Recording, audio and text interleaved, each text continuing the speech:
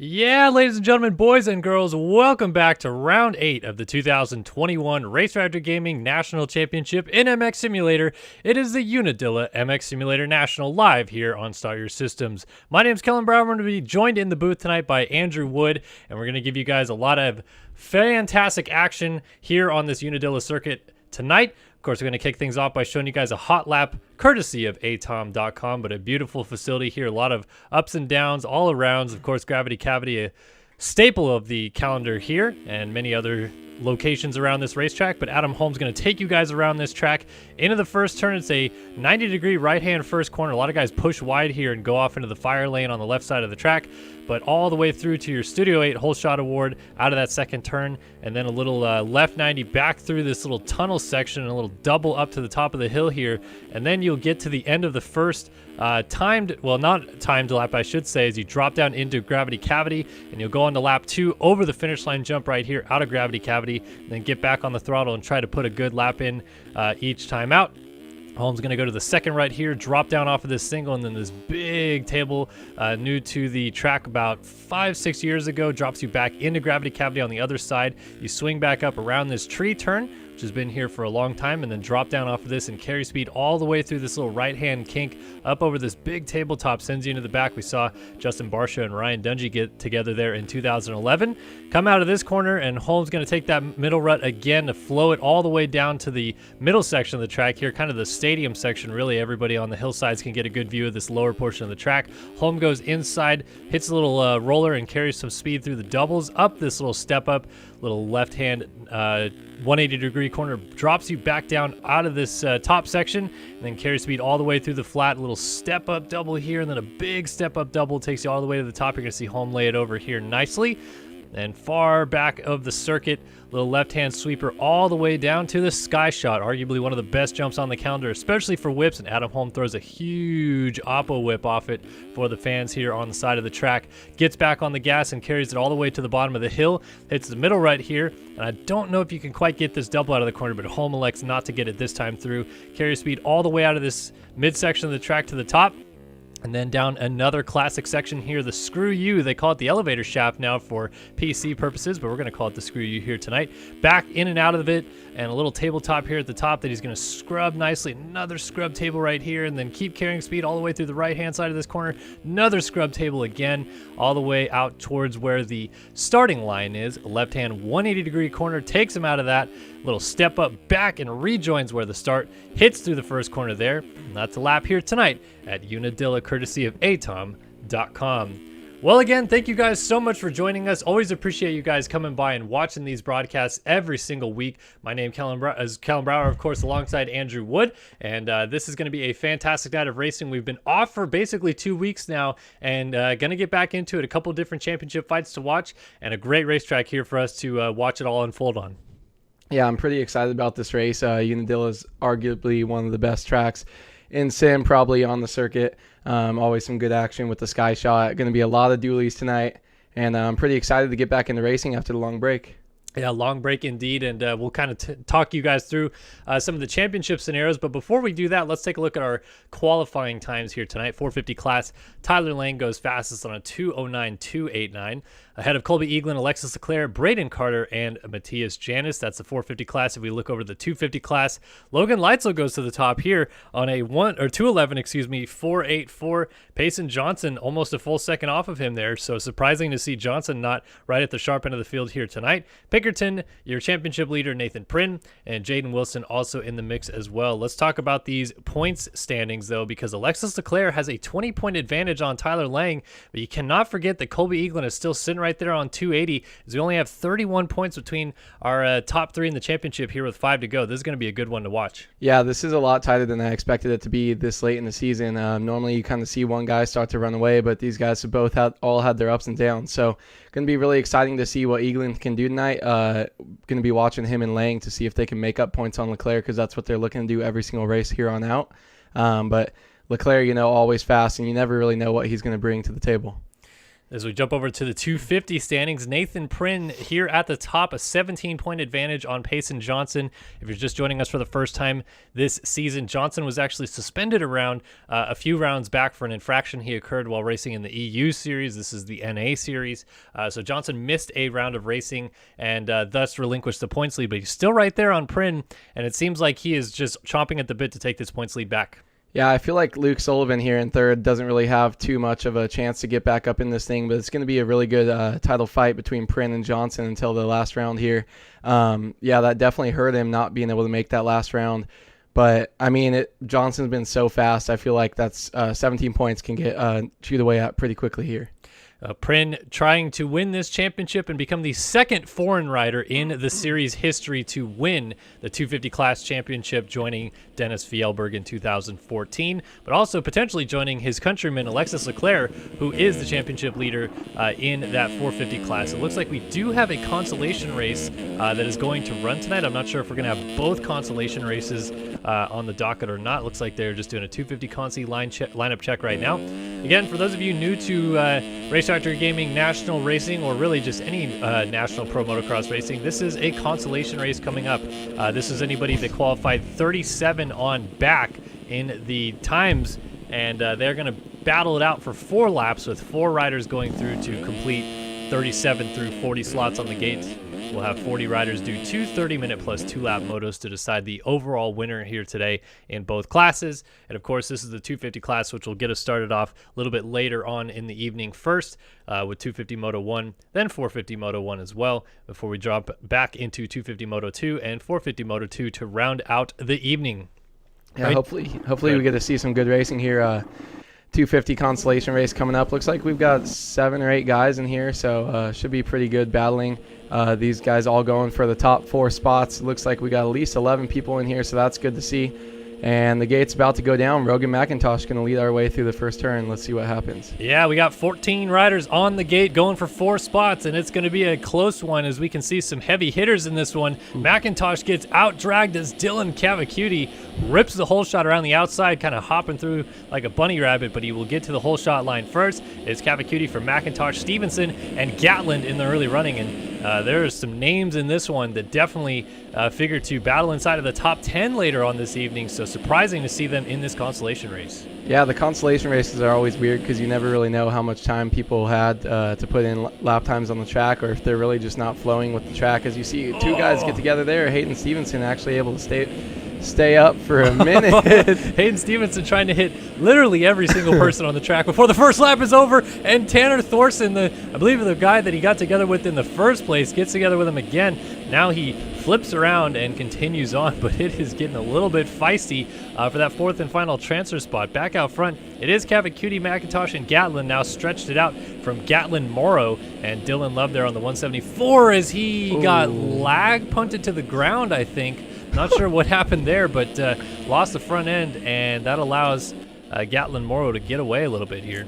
Yeah, that was a little surprising right there, but going to be good to hopefully we can watch these guys battle. Hopefully these tighten up. Sometimes they can be a little bit boring if the guys get separated a little bit too much because you're only going for these top 4 spots, but everyone always wants to get in, and normally we always see some crazy last lap action in these consolation races, so hopefully We're going to see that here tonight as Gatlin Morrow is trying to charge back up towards Cavacuti. McIntosh is going to lead our way over the sky shot here on lap 1.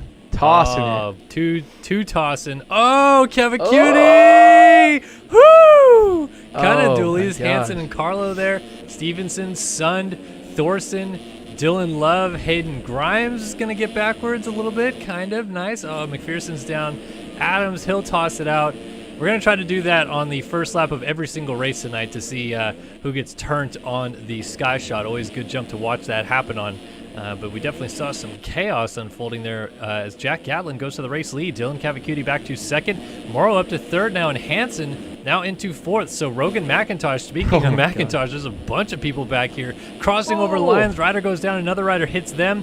There's more scrubs going on in the background here. So that's Stevenson and Sund trying to get up the inside, but he is going to lay it down and get back up now behind Dylan Love, who also goes down. Oh my God, and he tries to jump over him. Yeah, Sund hits him trying to go over him. Here's Stevenson trying to get up the inside of McIntosh. This is still only for 5th spot, though. These riders outside of the transfer currently trying to fight their way in. Yeah, these guys are going all over the place right now. Got a little bit messy back here, but these guys are going to be charging back up. They've only got 4 laps, so actually they're only going to have 2 more laps since the leader crossed the finish line. That first lap goes really quick, so these races pretty much 1 lap shorter than they normally would be here on the Unadilla track, with the finish line being so early. But Rogan McIntosh just trying to stay up and get the charge back on, get himself back up into a transfer position. But he's got a lot of guys behind him still wanting to come up, and he's got a little bit of work cut out for him to get back up there. Yeah, he's going to try to run down Gatlin Morrow, who has now been passed. Colton Hansen went around him to move into the 3 spot. They're still chasing Dylan Cavacuti and Jack Gatland. Gatland, your race leader here on that BPC Yamaha. Here's Cavacuti, then Hansen and Morrow to just go show you guys what the gaps look like. It does seem, though, like McIntosh might be closing up on them just a little bit here. Yeah, I think he's got a little bit more speed than these guys. You see him normally pretty far up there in the actual moto, so not sure what happened to him to get himself into this consolation race, but he's got to put it together. I mean, the speed doesn't mean anything if you keep making mistakes. You know, you got to get yourself up there and in contention as he's throwing down, scrubbing up here. Going to look to the inside, probably going to be able to make a pass on this shorter route here. Morrow got a little sideways and almost crashed, but able to save it. So McIntosh goes through and tosses a nice whip. Also, one of those things, too, that McIntosh here, he's got a 2-digit number, the 89 there. So he was one of the top 100 GNC riders, really probably in the top 80-ish or so based on how many career numbers there are at this point from last year. So when you have a 2-digit number, you definitely don't want to get stuck on the outside looking in a consolation race, as he gets a little wayward at the top of the hill, and Morrow closed back up, so not quite over yet, but Morrow gets sideways at the bottom of Screw You and loses a bunch of time. Yeah, same thing with Cavacuti. He's got that number 94, I think it was, scrolling by at the top, so he definitely wants to see himself in it. You kind of, once you got that 2-digit number, you feel like you belong there each and every race, if not battling for points every single race. So getting stuck outside trying to just get in the motos is a little bit difficult, but as we see Morrow coming here, this track is always pretty rough. This is a really high-speed section, and it looks a little bit more rough than years past. I haven't ridden this track myself, but a lot of the braking bumps coming into these corners look like they're definitely super choppy. So it's going to be interesting how the tracks break down in the motos, and we'll see if we see some guys getting huckabuck coming into these corners here, and see kind of how that affects the racing throughout the night. As you see, just in the short consolation race, it's already super rough to start. So going to be curious to see how that shapes up throughout the night. And you're going to see some of the faster riders as well looking to attack all of that braking bumps, all of those braking bumps, I should say, as much as possible. They want to charge in every corner, maximize their speed, and obviously that will open up the opportunity for some mistakes, as you mentioned. So back to the action, and it looks like Colton Hansen just got around Dylan Cavacuti here for 2nd place, but that is our only position change in those transfer spots currently. But Hansen now, he lays it down. Now Cavacuti, he tucks the front end going off the track. So really, who doesn't want this 2nd spot anymore? Coming up from behind, you got to be a little bit wary of McIntosh trying to catch the group. Cavacuti is still battling with Hansen. They're going to go Carmichael Stew side by side down the hill here. Almost. Oh, nice Get scrub there. Oh, Cavacuti laying it over, trying to get that power back down to the ground and hold this spot. Almost runs himself deep, though. And now Hansen's going to try to charge on the outside. He's going to turn. Oh, he's going to have to skip the tough block. Comes back alongside. Oh, Cavacuti tosses huge. Still corrals it back together and holds the spot for the time being, but Hansen trying to get to the inside. Oh, contact, and he goes down. McIntosh slowly runs into him and gives him a nudge, and now they continue on their way. Those are teammates right there, but still Morrow, which is also one of their teammates on that mobgraphics.com gas is trying to close up. This is going to get a little tight here towards the flag.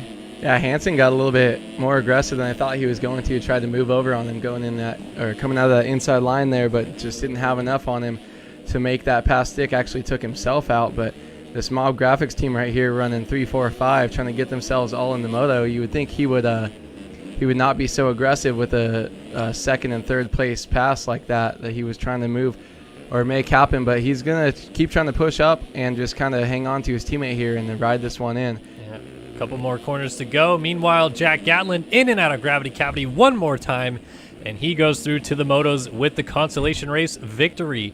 Dylan Cavacuti will come through in second place. Here's McIntosh and Hansen fighting to the flag, dropping into gravity cavity one more time, and it's going to be Hansen ahead of McIntosh, and then their teammate Morrow crosses the line P5, so just outside looking in. Hayden Stevenson 6th. Tanner Thorson will be 7th. Christopher McPherson down here in 8th. Dylan Love in P9. Chris De Silva looks like he'll end up either 10th or 11th with Dylan Adams right here behind him. Hayden Grimes down in 12th. Emmett Sund and Alex Carlo did not finish this consolation race. Yeah, sometimes you just get such a bad race. You know there's not enough time, just like kind of with any other LCQ and Supercross, where you're just kind of giving up and it's not really worth it for you to keep going around. But props to the guys who still did finish. 174 right there, running a 217, fastest lap of the race. That's kind of a bummer when you do that, but you're so far back you don't even have a chance to get in the race. But yeah, it looks like these guys just out here kind of having a good time. But I'm really excited for the motos because these guys are running about 7-8 seconds slower than the top qualifiers were tonight. So it's going to be interesting to see, one, if we have a 450 Consi, what they're kind of running for laps, then just kind of what differences you get between the top guys and these guys here in this LCQ. Absolutely. It's going to be a fascinating night of racing here at Unadilla, and we're going to bring you guys all of the action here live on Start Your Systems for the next 3-ish hours or so. So strap in, grab yourself a nice beverage, and enjoy the show. I want to give a shout out to Douglas Varcasia in chat with a $10 donation. Thank you so much, Douglas, for that. He says, "What's good? Been way too long since the last race. If Joe Shimoda gets a good start this weekend, do you think he has a good shot at getting his first moto win? He has the pace, just always starts way far back." Yeah, it's a great question. We actually had an interview up on Racetracks Online earlier today. If you guys want to head over to racetracksonline.com and check that out. But talked to Joe Shimoda, and basically he himself believes that he has the pace to win a moto, but his starts have sucked, as you mentioned, Douglas. So his sole focus in these last 5 rounds is to just get at least a few good starts and try to run up front as long as he possibly can, and maybe even snatch that moto win away. I don't know if he's particularly fond of any of the tracks that we're going to down the stretch here, but he definitely has the potential, I think, to run up front and at least challenge for a moto win. Whether or not he gets it, I don't know. Tough to say that he's going to be able to beat Jay Coop or Jay Mart or the Lawrence brothers at this point. They all seem like they have kind of settled into a nice groove, but definitely Shimoda has been really strong this year. So I don't know. I'll say yes. I'll say Shimoda can win a moto. Do you think he can? I think win a moto, yeah. Maybe not an overall, but it's just kind of hard when you haven't been up in that group to have that same pace. Kind of, you see Mumford get that start, and be able to run up front, but it's shocking how fast that pace is up front. So if he gets a good start, I mean, just like Supercross, he kind of started getting good starts and putting himself up there, and that's how he eventually, was able to get some good finishes towards the end of Supercross this year. So I mean, yeah, all you need to do is get starts and work your way up there, and it's going to come eventually. You can't keep fading back forever when you got his speed. So right, and he's incredibly consistent as well, which is one thing that always bodes well for you in the 250 class, because if you do get a good start and other riders around you are trying to push forward from a bad start, they might push themselves into mistakes while you just put your laps in out front, which Shimoda seems to always do and has never been fazed by that. So, yeah, I'll say yes. I agree.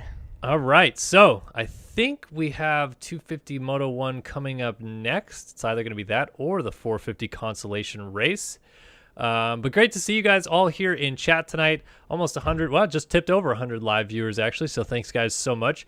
Again, Douglas, thanks for the donation. We got Gene Jr., Big Yeetus, Infinite 67, Tucker Francis, Devin Davis is here, Daft. How's everybody doing tonight? Good to see you guys. We got Torred. 345 SK Reactions. Braden Carter was here earlier. He wants to see some Skyshot Cam. We'll definitely be bringing that throughout the evening. Oh, yeah. Vincent Gapin, I think that's how you say that. Let's see. Who else we got? The Reed 34. Daniel Morris. Yo, bro. Ooh, that's a tough name. Hopefully I get it right. It's Krinkai Kamai and K-Cub Jelly as well. Let's see. It looks like, is this... 30 plus 2, so I would assume it's going to be the... I think so, but the Motos. I guess you never really know. Back in the day, you definitely didn't. Yeah. Yes, it is. This is 250 Moto 1 coming up next. So let me go ahead and pull the graphic up on the screen before I completely boof it. And we'll do that. And we'll do... Dink, dink, dink, dink. Bing. And I think we're good there. As we get ready to go, give you guys a quick synopsis, perhaps quick rundown of who is out there ready to do battle. Blake O'Brien, Casey Cochran, Trevin Thompson, James Wilcox, Joe Wagner, Chad Paulson, Thomas Wilcox, Jack Gatlin, Nick Tomasunis, Tyler Shields, Adrian Wilson, Nathan Prinn, your championship leader, Sean Hambrook, Logan Leitzel, your fastest qualifier, Elliot Ringstrom, Trent Adams, Alec Horn, Blake Wickland, Cade Matherly, Seth Garrett, Seth Shirley, Cooper Hunt, Jake Melton, Ryan Swanson, Rogan McIntosh. There is your defending champion, Payson Johnson. Oh, that's a filthy setup. The Stu Pink and zebra print gear. I love it. Yeah, I like that too. His teammate had that in the Consolation race. But it looks a lot better with that big number 1 on it. It does look pretty good. All right, here we go. We are set to go racing here tonight. The motos are just about ready to begin. Let's see who we're going to watch here on the line as we get that moto timer set up.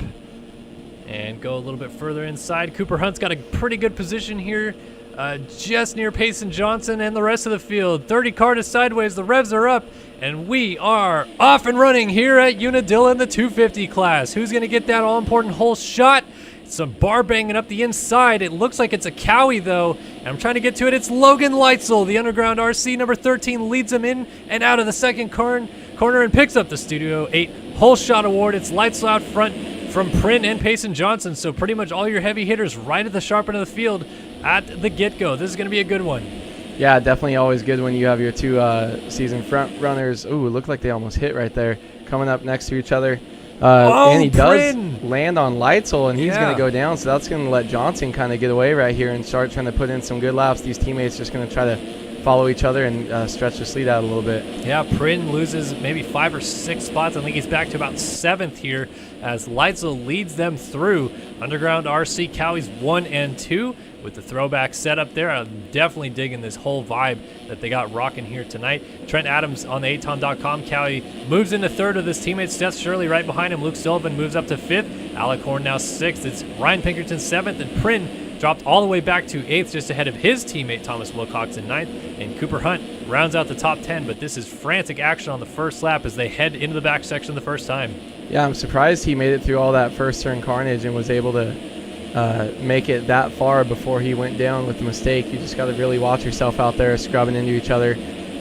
You really expect that in the first turn here as it's so rough and so many guys in that right-hand corner coming in. But, man, I mean, to not fall outside the top 10 is pretty good. Pretty good luck right here. Let's get a sky shot cam going on. Sky shot cam. That's Johnson there. There goes Adams. Huge double Sullivan. whip. Doolies. That was Pinkerton backwards right there. Big one there. I think that was Gatland. Matherly throws it sideways. Everybody getting absolutely turned right now. Got some more privateer life back here. Oh, we got a double flip in the middle of the pack there. I think. No, he's crashing. All right, up to the top again. Let's see. Oh, Dooley's in the deep back of the pack. The 741 coming through there as well. And I think that's the field, but everybody tossing on the sky shot on the first lap. Always love to see it as we go back to Leitzel out front here. Yeah, Pinkerton definitely won best whip on that lap, by the way. I don't know where that came from, and I'm surprised. He qualified third today, and I'm sure he's surprised by that because he really hasn't had the speed. One of my buddies, races downhill mountain bikes and stuff, and it's cool to see him actually start putting together some speed and getting up there and qualifying, because doing it against this type of field is not that easy. You normally see the same guys, so breaking through is pretty good. But Logan Leitzel, look at him, fastest qualifier out front, and got a great start, and he's trying to run away from his teammate right here. See what he can do as they try to scrub and stay low, get the power to the ground. But man, it's always crazy how they're jumping in the ruts. You can just see the speed difference from that Consolation race to what these guys are doing. Yeah, it's definitely looking like these two riders are going to distance themselves from the field early on. It is still Adams there in third, but you can't see him in the background anymore, as these guys have pulled it out to about 3 seconds on him. It seems to me like Johnson is a little bit anxious to get into the lead, and he might be doing it right away. Through the inside, Leitzel trying to scrub back to the outside. They're still rubbing number plates as they come down the hill, and Johnson goes to the front. So indeed, Johnson did really want to get to the lead. Leitzel crosses back. They're still side by side going up the hill, and Johnson tries to cut him off, goes deep into the corner. Leitzel hopping over 7 ruts to get to him and takes him down. What the heck just happened right there? Teammates getting into each other. They get up still battling as we go to the back section. Yeah, I don't even understand what just happened right there, how this team dynamic is working here, but Payson's trying to get away from him, and Leitzel has been doing him no favors, trying to come up the inside whenever he can. Look, he's just taking him out right now. I don't know what is going on. Doesn't matter if they're teammates. Here comes Prin moving up into second place. Huge whips all around, more dualies, as that's Sullivan there on the 18 moving into position as well. So we got 2 Underground RC Cowies and 2 is that actually 3 potentially? No, I'm sorry. That's another atom.com Cowie, but 2 of the Phil's KTMs up here as well, and our 2 championship rivals, 2nd and 3rd right now. This is an intense opening few laps here at Unadilla. Yeah, it's crazy that we have pretty much the top 4 fastest guys in this class, pretty close to at least the top 3 in the championship right here, battling it out with Leitzel thrown in there, who's a little bit further back, but this is going to be some great action here if these guys can keep it on 2 wheels. And I'm not sure what's going on with Leitzel, as he's going to treat he's going to treat Prin the same way as he's trying to loop it out right now, but he's going to make his way up the inside, not going to make it happen. Let's see how Leitzel treats him compared to his teammate. Look at that inside move for Johnson, trying to get back around Prin, and I think he's got it done. Yes, he does. Nice line for Johnson to take that pass back on the Frenchman. Prin tried to go back up the inside before gravity cavity, but couldn't get it done. So now I wonder if Johnson's going to be a little less friendly with his teammate here. Seems like he maybe thought that they were going to be playing it cool with each other, but Leitzel took him down once, put him off the track once. What is Johnson going to do to retaliate? Yeah, they were getting a little bit spicy, and Prin's just sitting right back there in third, just kind of watching this all unfold, and then Sullivan slightly further back. I bet you he's sitting there happy that he's nowhere near this battle, because we're going to get a move up the inside as Johnson throws down huge. Let's see what happens coming in here. He's going to have the preferred line. Can he get away from his teammate, or is Leitzel going to be able to make a move and try to come back up the inside? Yeah, it did seem maybe like Leitzel was being a little bit more cautious there, as now Prin comes into the picture, and Leitzel doesn't want to affect the championship picture, but now he goes down and slides out underneath. So now our championship combatants run 1 and 2. Prin trying to get to the inside to take the lead already, but doesn't quite get it done. Johnson holds steady around the outside, and an intense battle between your defending champion and your current championship leader here, 6 minutes into 250 Moto 1. Yeah, that was crazy. That's pretty much the best case outcome for Payson Johnson right there. His teammate Logan Leitzel trying to get aggressive again as we get some dualies over here on the sky shot, putting him down and not, kind of affecting anything. Now he just gets to have a straight up battle against his championship rival here and see what happens. But Payson Johnson's just going to try to get away. Prin just putting the power to the ground, I don't even understand how he's wheeling like that multiple times and able to keep it on 2 wheels once he lets it drop back down as they come up. Screw you. Payson Johnson's still going to have the lead here, and he's trying to inch away little by little just to get away from Prin here. This has been a good recovery as well for Nathan Prin after that early fall to get his way back into 3rd place as quickly as he did and be there to pounce when Johnson and Leitzel came together. Although Prin made a little mistake. I thought he went off the track in there in the background, but able to salvage it together and keeping Johnson in his sights. Sullivan Meanwhile, with the mistake from Leitzel, moved up to third, but he's kind of losing touch with his teammate a little bit here, and Leitzel remains back there in fourth, and Prin making a couple more mistakes. Seems like he's coming a bit unglued now that he's trying to chase the pace that Johnson's putting down out front. Yeah, still super early in this moto, but Johnson getting just those couple extra seconds of breathing room means that you can make a small mistake coming into a corner and not expect him to be making a move on you. But so just that little bit of breathing room is going to probably help him fall into an even better flow, as Prin is going to be back there pushing. Luke Sullivan as well in third. I don't know if he's going to be able to hold Logan Leitzel off, as he definitely had the speed that the top runners do. So we'll see if he can hold on to that third place spot. But right now it's just Pace and Johnson trying to settle into a flow and get away from Prin and keep making it happen. Just try to put your lap times down. It's going to be really interesting to see as the track gets rougher how these guys are attacking some of these corners, because they're kind of going in with reckless abandon right now, and it's going to be crazy to see what they switch up if they start using more outside lines where there's no braking bumps, or what happens. Yeah, like you mentioned in that consolation race, we're seeing the track at its freshest right now. It's only going to get worse from here. The road system in the game makes the bumps and the ruts a lot deeper, a lot rougher throughout the moto. So as fast as these guys are going right now, they're going to have to tame it down a little bit as the moto goes on and try to meter their expectations coming into the corners. You can see Prin here already losing touch a little bit with Johnson. There's Sullivan and Leitzel. They're still linked together in third and fourth. And then Seth Shirley coming down the hill there in P5. Alec Horn runs in sixth. Nygren back here is in seventh. He's just ahead of Cooper Hunt, who has now moved his way into eighth. Trent Adams goes down in ninth, and that is going to be Devin Davis going by into P9, and going through for 10th is Jack Gatlin. So just as mentioned in the consolation race, some guys that we normally see battling inside of the top 10 out here battling inside of the top 10 as Gatlin goes into 10th. That was a good call.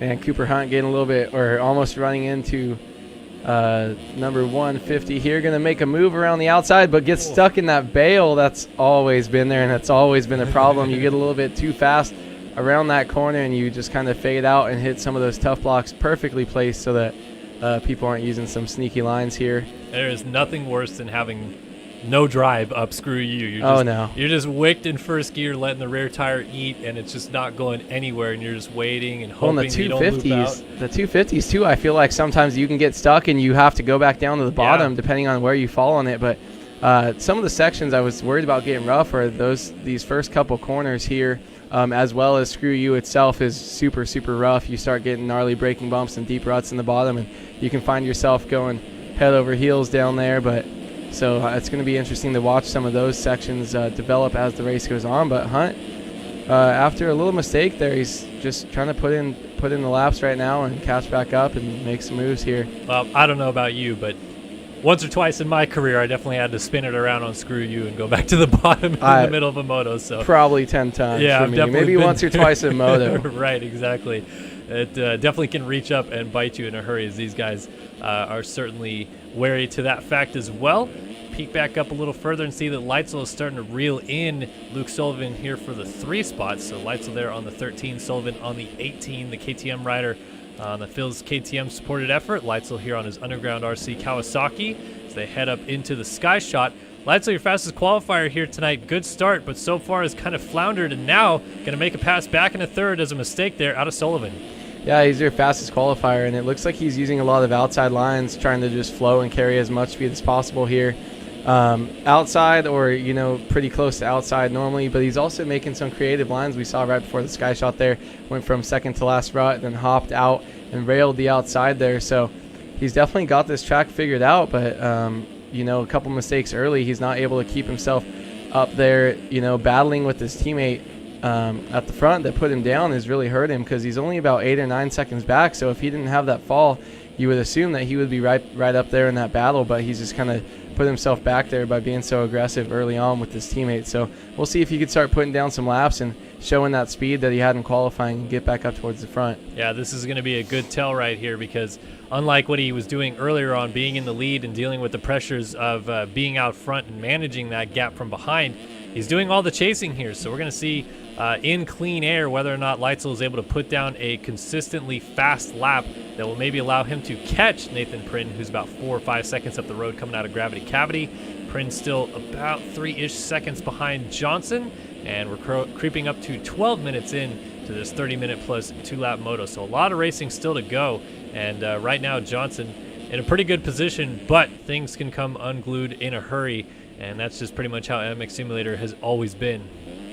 Yeah, it's a little weird here that Payson Johnson is doing exactly what I expected, that Prin has not been able to match his speed here. These guys are super close, whether it's qualifying or the championship, and just to see him kind of get pulled, we're not too many mistakes here, but as we're on board with Logan Leitzel, he's running a 2:13.6.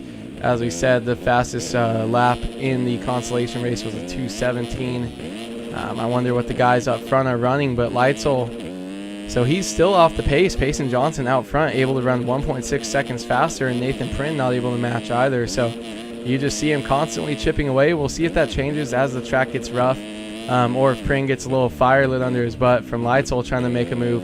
But these guys kind of just outrunning their own race. The top 3 or 4, as I think is that Luke Sullivan still in 4th place right behind Leitzel.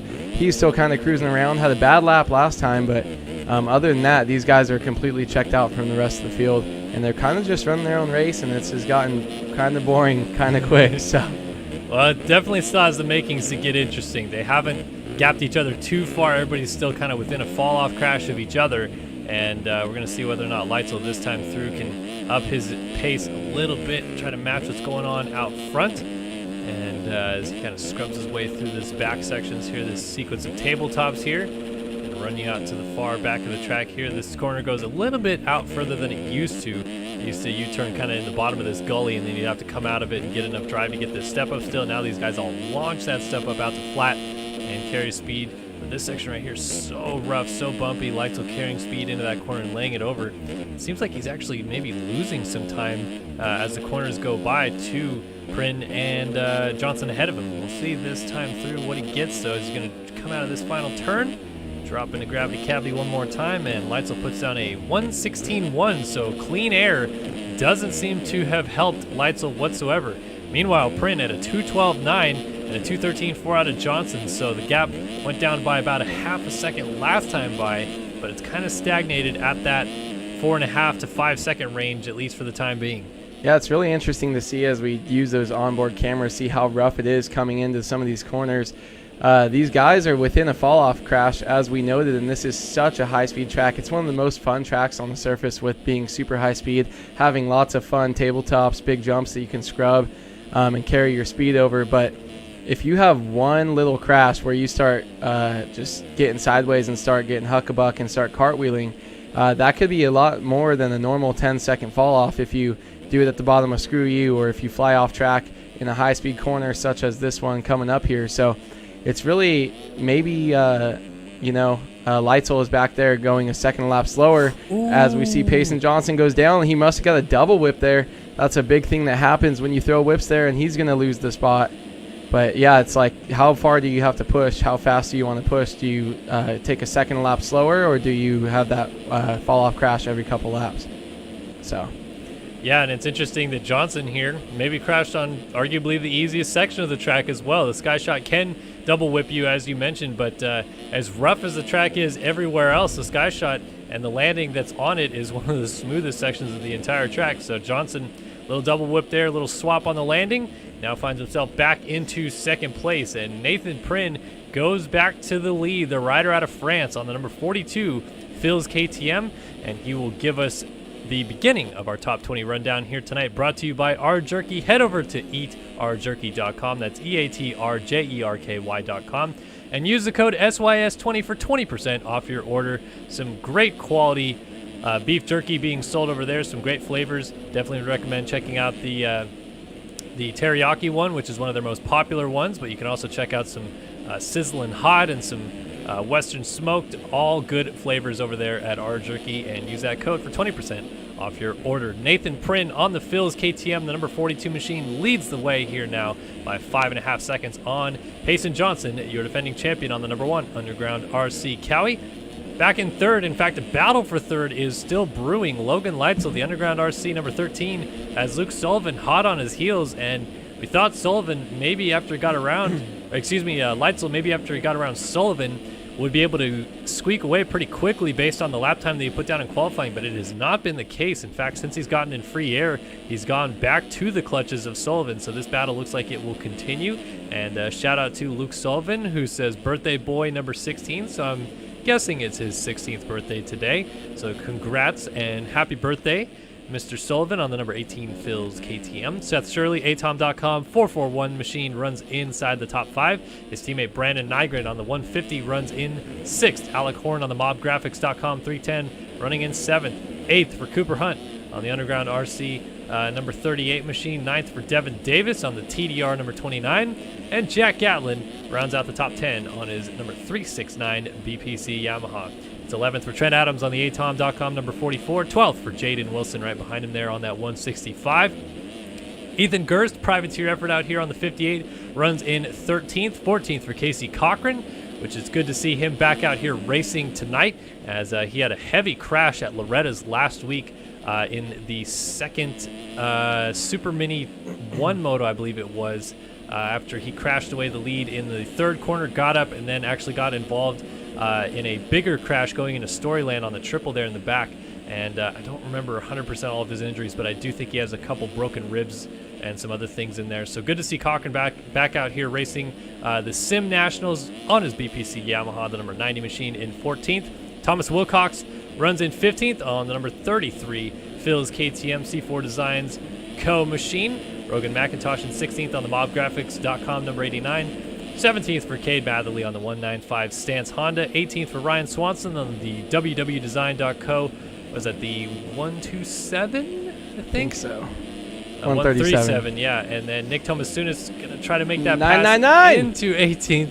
Oh! Joe Motocross out here on the MX Locker Dope machine, throwing filthy there on the Sky Shot. The 777 right behind him, the Stool Bend KTM of Tyler Shields, he goes to 18th. And now Elliot Ringstrom goes to 19th on the MadeStickers.com number 190, as McIntosh goes back to 20th, round out our points paying position. Seeing a lot of double whips on the Sky Shot as we go back further through the field here. It's such a big, long jump. If you don't toss it completely perfect, it's going to double whip you back and slam you down. So some of these guys, that they can hit it as fast as they do and scrub it consistently every lap is actually pretty difficult. But Nathan Print out here just kind of cruising around. Look, he almost lapped. I mean, he's got to be all the way up to 30th place right now, making some progress. Print going really big right there and dodging his way, weaving through some lap traffic here, just trying to keep his lead out front. Yeah, it's a double-edged sword, I feel like, on the Sky Shot, and Print is doing the opposite of the two evils. You could either kind of check up a little bit and be a little bit safer about your whips, not throw a huge one, and then you maybe double whip as Prin goes off the side of the track at the bottom of Screw You.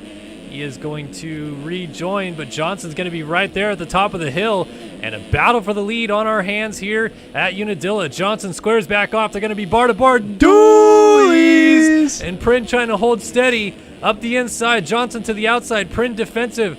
Gonna hold the spot, but Johnson's gonna launch a little bit farther. Prin scrubs. Johnson launches to flat. They're still side by side, coming down here through the mechanics area. Round the outside, Johnson holds it on and takes over the race lead here at Unadilla. 20 minutes in, 10 minutes and 2 laps still to go, and Prin now has to fight back.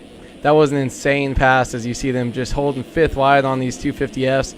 Riding through that corner, and I know that's not a line that he's been taking. He's been taking a 1 or 2 more ruts inside. So you're just kind of sending it in there, hoping that you've played the track enough to know exactly where those braking bumps are going to kick you and catch that far outside rut as he holds onto it and makes the pass. And just insane speed coming into that next left-hander as well. So Prin now has to battle back. Payson just has had slightly more speed all race and just made that one big mistake, able to come back up and capitalize on Prin's mistake as well. So let's see if Prin can drop the hammer and start to chip back away at this lead and make this a battle, or is he just going to get pulled away like he did last time? Just goes to show how critical drive is up Screw You as well, because Prin made what was seemingly a pretty harmless error, just kind of a little slide out off the side of the track, rejoined the track. Didn't seem like he lost too much time, but then all of that speed sapped going up Screw You, and you just saw Johnson creep all the way up behind him to the top of the hill, make that pass going into the next sequence of corners. Prin going to try to fight back. Meanwhile, Leitzel still up here in 3rd, Sullivan 4th, and Shirley inside of our top 5, but it does seem like the attention is focused out front on our championship rivals as Johnson leads here with just under, well, about 8 minutes and 2 laps to go now. Yeah, Sullivan dropped back a little bit off the rear tire of Logan Leitzel, holding down 4th place. And then Shirley, props to him for having a solid 5th place ride throughout the whole moto. But it's all eyes are on this first battle right here. Payson Johnson trying to chip back away at as many points as he can every single moto.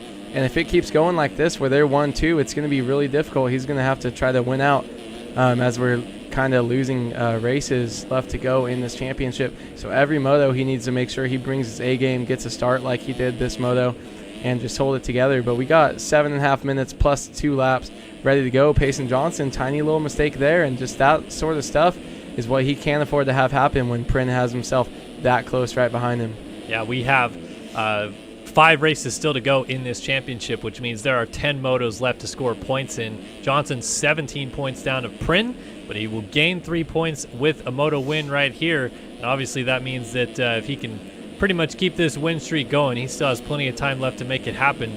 But Prin has been on his heels the entire race so far, and it seems like the entire championship as well. Prin has been relentless with good starts, consistent speed out front, and it's made life a lot more difficult for Johnson to run away with this championship like he did last year. But back out front again and trying to sneak away, which he is slowly doing so, out to just over 2 seconds now on Prin, and it does seem like he is weaving through the lap traffic quite well on top of that. Yeah, Prin's going to have to try to match that speed through the traffic. It's kind of difficult because normally the first guy they'll let go by, but as you start to get further back, people keep getting passed and passed by lappers. They just kind of get over it. So luckily these guys are passing these guys for the first time right now, but trying to make it work and trying to gain some time as you see them switching up lines a little bit here. Still favoring that inside right there, but they are using some alternate lines.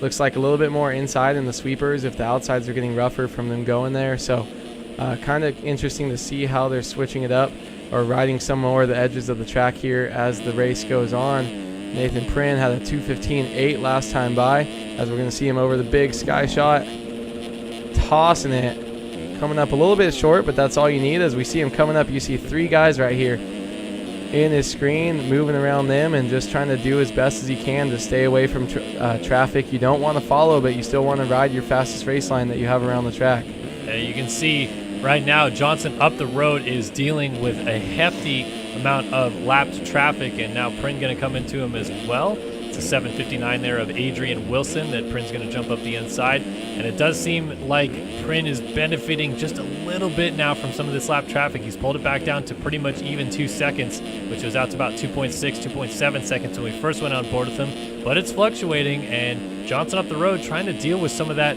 lap traffic is trying to find some lines that work, find some lines that don't work, and figure out the best way through on some of these lap riders who in and of themselves are in battles. They do not want to let the leaders go by if they don't have to, because they're trying to fight for points and get up into these top 20 positions if possible. It's like Johnson has now finally cleared this little grouping ahead of Prin, so Prin's got 3 more riders to get through before he gets to Johnson, but he looks like he's going to make some pretty quick work of one rider. There's another gas just ahead of him here at the bottom of the hill. And you see how rough it is coming into those corners there. So choppy, and he's got to try to work his way around Wilcox. That means they're lapping somewhere up into the top 20 range. And he's still got 1 more rider to go, so you saw him get a little bit closer. Gap point all the way down to 2.1 seconds, but as Johnson has cleared the air, now Prin is back down to 3.4 seconds behind him. So a little bit of a yo-yo effect here, and he's got to make as quick work as possible, and he gets into a lapper, and that was just his like that. Teammate too, Braden Tharp, that he got into the rear tire of on the 415. So Prin, unfortunately, just a sitting duck there a little bit, ran into the rear tire and went down. It's going to allow Leitzel to close up a little bit, but still have a long ways to go. Let's see if we can find another battle, perhaps inside of the top 10. And everybody pretty spread apart, to be honest with you. Devin Davis still right here on Cooper Hunt. That is actually your battle for 10th place right now. Hunt is 10th, Davis is 11th. But it seems like most of the action is going on further back of this. Trent Adams there in 12th. Cochran all alone in 13th. Here's Trevor Burns, 14th. Gerst, Shields, Wilcox, Matherly in a bit of a freight train here. So let's go on board with Cade Matherly for a second and take a look at this. He is in 18th, but he can see 14th place up the road ahead of him. So some points on the table for the taking if he can get up to these guys, and about 3 positions behind him is race leader. Yeah, he is definitely in the catbird seat right now as you get to watch these other guys kind of battle here. 18th place, it's kind of nice when you can see all the way up to 15th, a little bit extra motivation when you've been riding around the track for 27 minutes so far. Got to try to put in some work here, though. Track's getting so much more rough, though. These guys switching it up, and I'm sure these guys have been passing back and forth as we see him make a move into 17th place right now, but I bet you these guys are going back and forth almost every other corner here. Matherly is going to be able to hold on to that last pass that he did make, but these guys, you see him running 220, and these guys are still out here battling all moto as he's going to get around that guy right there, 16th place, but you can hear that he's got someone trying to come up his inside, and he's just got to set his sights away from Tyler Shields behind him and try to set him towards that next group of people right in front of him. That's another 2 positions right there as we see someone make a move or make a mistake, go off track. So Matherly and Shields are both got to be licking their chops right now, trying to make some passes here. And every point matters for these guys. They want to earn a national number, and nationals is where you do it. Yeah, Shields going to close up a little bit here on Gerst. Matherly got around Gerst. He's up to 15th, and then Trevor Burns is at the front of this group on the 50. And all these guys are right in front of our race leader, Payson Johnson, with about 1 minute and 40 seconds-ish to go, plus those 2 laps. So with time winding down, it's getting down to crunch time, and unfortunately for Johnson, his crunch time is coming at a tough time for him because he is coming into a lot of lap traffic. Meanwhile, here's Jaden Wilson a little further up the road working on Alec Horn. I believe this is for 7th spot right now. Let's take a look. Yeah, Wilson in 8th, Horn in 7th. These guys are on the opposite side of the track from your race leaders, so they're essentially kind of battling for who can get 7th in this moto. Nygren maybe 10 to 15 seconds up the road of that, trying to run down his teammate Shirley. And Nygren making a pretty good charge, actually. He was nowhere near Shirley pretty much most of this moto. So same with Alec Horn, Jaden Wilson. Those guys, they're kind of riding their own race around for so long. Someone makes a mistake and you get this fire lit back inside you because you've been cruising around for almost 30 minutes, and then finally you've got someone that you can actually go back and try to battle with. Luke Sullivan kind of back on his own here as he's going to come across, still tossing it for the fans here. Little birthday celebration, just kind of cruising around. And it's weird because Sullivan almost seems like most times he's just kind of in his own pace, in his own spot, just kind of riding around. But it's kind of got to be a little bit of a bummer because you feel like you don't have the speed to go towards that next group and battle for race wins. Most times you hit the track, but I mean, definitely respectable. He's riding around in the top 5 pretty much every race we've had this year. So Luke Sullivan just cruising around and trying not to let, I think that's Leitzel, catch up to him a little bit more than he already has. Yeah, he's gotten back around Leitzel into that 3 spot. We saw Leitzel was, he kind of closed up a little bit there on Print after the crash, but now the positions have changed, and I believe Leitzel may have gone down again. So Sullivan back ahead of Logan Leitzel here, who has fluctuated in this 3-4 spot a couple times with Sullivan as they go back and forth. Print up the road is 16 seconds behind Johnson, our leader out front. Time has now expired, but Johnson had already checked in out front once again before the time was up. So this is currently 3 to go at the moment, but he is still weaving his way through lap traffic. And again, as mentioned, he is now starting to get into lap traffic that is well within the points. I think that is maybe Thomas Wilcox on the 33 just ahead of him there. That might be actually Tyler Shields on the 777 that's also there as he's trying to get around both of them. Yeah, that is Shields there on the 777. Johnson trying to really bide his time and not make too many mistakes as he's going to kind of short the sky shot a little bit, but able to ride it out and continue on. He's got maybe 3 or 4 more riders to get through before the white flag would be waving. Yeah, the way he just jumps into that rut there, it's crazy. This track getting so rough, but finding out how to double these lines or double through these braking bumps, jump into the corner. As you see, it's getting super choppy right there. People having a lot of mistakes or having a lot of problems with that outside line there. Another bad kicker is this outside line they use coming into this corner. They ride the right side, the right edge of the track, and there's one big kicker. Once you come in, as you saw that guy just hit it and go over the bars, he's going to elect for the second outside line there and make it smooth, and now he's got some more clear air, so he's going to have about 2 laps once he comes up to the finish line here. and 14.4 seconds, a pretty sizable lead. Now came back down to 22.8. Looks like Prin might have had a mistake behind him. He's got to be feeling pretty comfortable here coming to the finish line with a 2-lap board coming out. Yeah, Prin has definitely ran into his problems since they've gotten into the lap traffic. I'm not sure if it's lap traffic related or not. Obviously, the first mistake getting together with his teammate Braden Tharp there was, you could put that on the lap rider there in that situation, but Prin definitely has not been able to get through the lap traffic as well as Payson Johnson has, and it's really affected his chances here. Back to this battle for third, though, and it is still hot and heavy. Leitzel has reeled Sullivan back in, and now they are set to duel here for this final podium spot. So they are working on setting themselves up nicely, at least going into the second moto for a podium overall on the day. Either way, if they finish third or fourth in this moto, but obviously you want to carry that 3 into the second moto instead of a 4 if possible. Sullivan trying to hang on, but Leitzel has closed this gap down quickly. Yeah, Leitzel, you can see him going all over the place here. Leitzel definitely has a little bit more speed, but he's just made those mistakes that's let Luke Sullivan kind of get up past him again, and it seems like that's kind of been the whole race. Leitzel will battle, pull away, and then have a fall and go right back behind him. So Sullivan just trying to hold on here. Let's see, he's got 2 more laps and see if he can do it.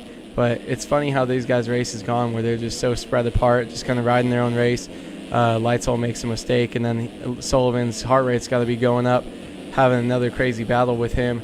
It's just been nonstop this whole moto, but Luke Sullivan looks like he's actually pulling away a little bit here. And a mistake just as you say that. I'm sorry. Rear end kicks out of the rut. They swap sideways into the hay bale and high sides over it to go down. Unfortunate there for Sullivan. It'll only cost him 1 position, though, as Leitzel now retakes over third place. And white flag will be waving next time by for this man, Johnson, out front. It is Johnson from Prin. Leitzel putting a lap rider on the ground there. In third, Luke Sullivan up to fourth, as mentioned. Seth Shirley quietly has been putting it down this whole moto in P5, but he still has his teammate Nygren right there on him. We'll get back to that battle in a second. Jaden Wilson runs in 7th now, ahead of Jack Gatland in 8th. Cooper Hunt here in 9th, and Trent Adams has worked his way back into the top 10. Let's go check out those atom.com teammates, though, because they are battling it out. It is Shirley versus Nygren for this final spot inside of the top 5. I think both of these guys really want this one. If Shirley somehow doesn't get 5th place, he's going to be so pissed, because he has been 5th place from the second the gate dropped, and now all the way in 34.5 minutes into this moto. And his teammate is just right there, not giving up, has just been kind of inching away slowly but surely. And Shirley just trying to hold on to this one, and I think he might be able to make it happen, but man, like, no commentator's curse here, but I don't want to see one tiny little bobble, one little tip over that's going to let your teammate go. He's been so smooth, and here he is coming up the screw you, and just he made it through there. So I feel like he's pretty solidly just cruising around, trying not to get past here, and everything else kind of on this track has spread out so far. Not super exciting, but great ride for Shirley to hold on to 5th place throughout this whole moto. Very clever pun, Mr. Awood. Thank you. As Seth Shirley continues on here in 5th place. Interesting to see he was using the inside line at the bottom of Screw You, which these 250 riders don't often do. It's more momentum based for these guys in this class. So it must be a situation where that outside line is just completely roached, and it's a little bit better to tuck inside and try to take the smooth line and get some drive up the hill from the inside there. But Shirley will now take the white flag. Nygren still jumping down into gravity cavity behind him. And Jaden Wilson's actually kind of sneaking up into the picture a little bit here from 7th, so he might be knocking on the door to get around at least one of these atom.com cowies before this race is over. See how it plays out for them. Go back up front a little bit further. There's Prin off the sky shot, but a couple more corners to go, and Payson Johnson's going to have a Moto 1 victory here at Unadilla. He is checked out, too. I mean, and it's crazy to think the lead that he would have in this championship, kind of how boring it would be if he didn't have that suspension. He's back in it now, putting only 3 points on his closest competitor, Prin, but doing it in amazing fashion as he's checked out well over 20 seconds now. So he's going to come into the gravity cavity one more time. Yeah, in and out of gravity cavity, and Payson Johnson does it again. He wins 250 Moto 1 here at Unadilla. and does so in style with a little underflip over the finish line jump.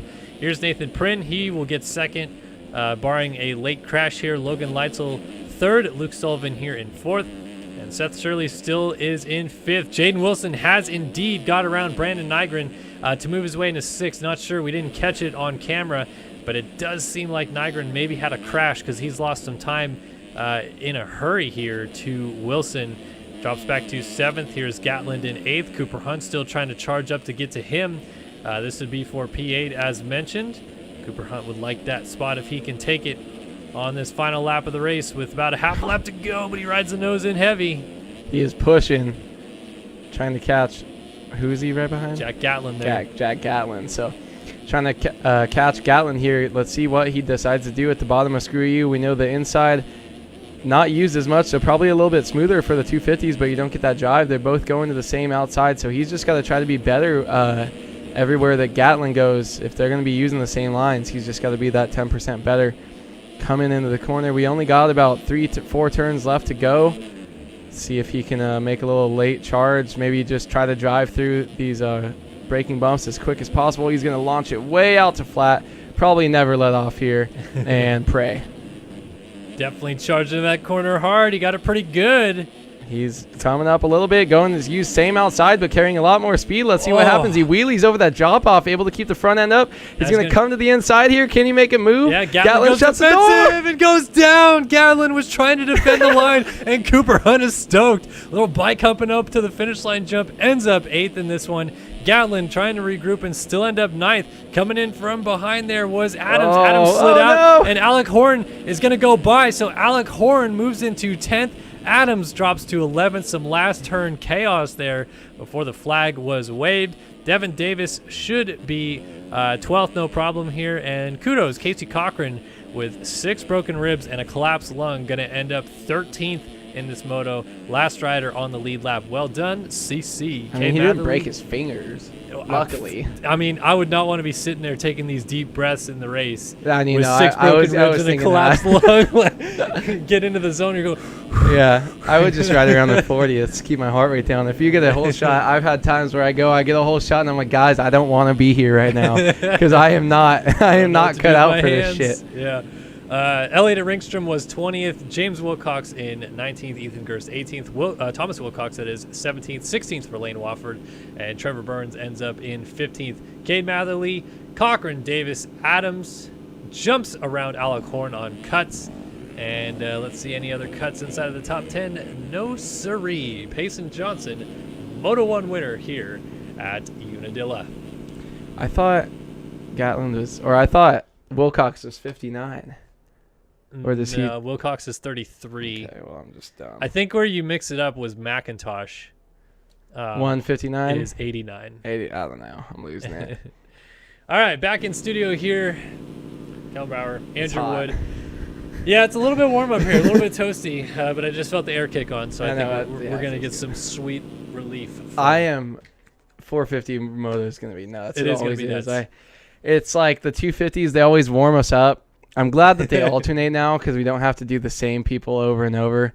As a racer, I said I like that more, but it's nice to be able to like have that, let those guys cool down, and go into some crazy 450 racing because every single race has just been insane, and it's just been so much fun to call here. So yeah, we're definitely looking forward to bringing you guys the action here live on Start Your Systems. Tyler Lang has qualified fastest here tonight at Unadilla, but Alexis Leclerc is still the championship leader, and between the two of them, also mixing in Colby Eaglin, still just 31 points between your top 3 in the championship here, coming down to these final 5 rounds of the series, beginning here at Unadilla and ending at Hangtown a little bit later on down there in California in early September. Will actually be, I think, September 7th or 8th will be the last round of the championship. So we're getting down to the nitty gritty here. We've only got basically a month left in this championship. So going to be interesting to see how it plays out. 5 more rounds straight out the boot. And going to start here tonight with 450 Moto 1 at Unadilla. So how's everybody doing in chat? Let's see if I'm missing out on anything. Can I talk about Dickerson? Yeah, so Isaiah Dickerson, I don't know the full scope. It's banned indefinitely. I haven't really heard whether or not that is going to be permanently. It's just indefinitely at the moment. Sometimes these indefinite bans do turn into perma bans. We've seen it happen before. But essentially, Isaiah Dickerson was kind of just messing around a lot with Adam Holm at I think our last national it was, and cutting the track a bunch, taking him out on purpose, and just doing some stuff that really is frowned upon in this racing championship and has been for years. We've seen many riders get banned because of it. So unfortunate that we lose a heavy hitter like that in Isaiah Dickerson, but I don't know, play stupid games, win stupid prizes. Yeah, it's weird. I feel like people, they get so burnt out on the game, and then they're like, when they stop caring, you definitely tell who's more mature and who's not, because you see them just start to mess around and screw with people. And it's like, you know, you could just go cruise around in 20th and not try, or you could just not race. Instead, they show up and they just act pretty stupid. We've had some people do that a lot over the years. There's still some people I know in the 450 class, some past champions that do it sometimes. And it's like, come on, man. Like, if you won before, you were that guy, so why do you ruin it for other people that could be in that position? So, I guess it's good that they got a bad apple out of there, but yeah, kind of a bummer right there. Kind of taints your name a little bit. Look at that, half red, half white side plate. I'm not sure how I feel about that. Question mark. It's Leclerc, so I mean it's standard. That setup is freaking fire though. So. Real quick, Jay-Z Joker says, why did you take 2 weeks off? We took 2 weeks off because we just followed the real life schedule. There was a 2-week break in real pro motocross. The last time we raced was Washougal in mid-ish July at this point. And Unadilla is coming up this weekend in real life. So bam, here we are racing Unadilla in this game. Quick shout out to Josh 1951 for subbing. So thank you guys so much for the subs, continued support here on the channel. And yeah, we're getting ready to go here with 450 Moto number 1. Austin Schaefer got Devin Davis. Got him, dude. Got him. Devin said, considering how slow I am, I'm happy on this track. I'll happily take P12. To which he replied, he took my reply, which was going to be, aren't you slow on every track, Devin? Ooh. But no, I love Devin, and I love that he goes in the races and he comes back here and he chit-chats with us while watching the other ones.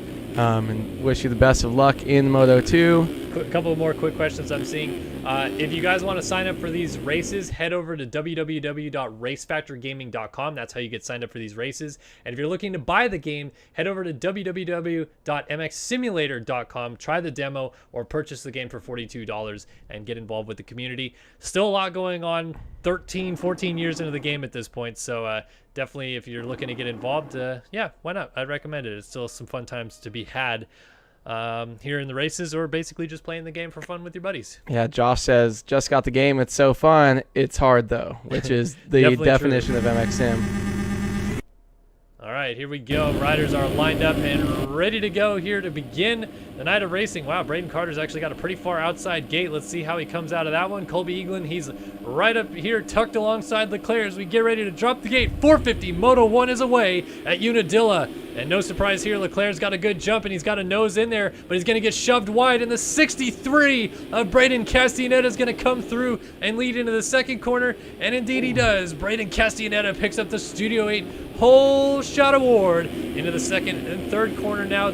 Loses the lead quickly, though, as to the front goes Jacob Hubbard on the 11, Luke Magnetti on the 30s there as well. See Leclerc poking his nose in at about 5th spot. Yeah, Leclerc was back about 10th on that start and just playing it smart, trying to watch out for all those guys cartwheeling.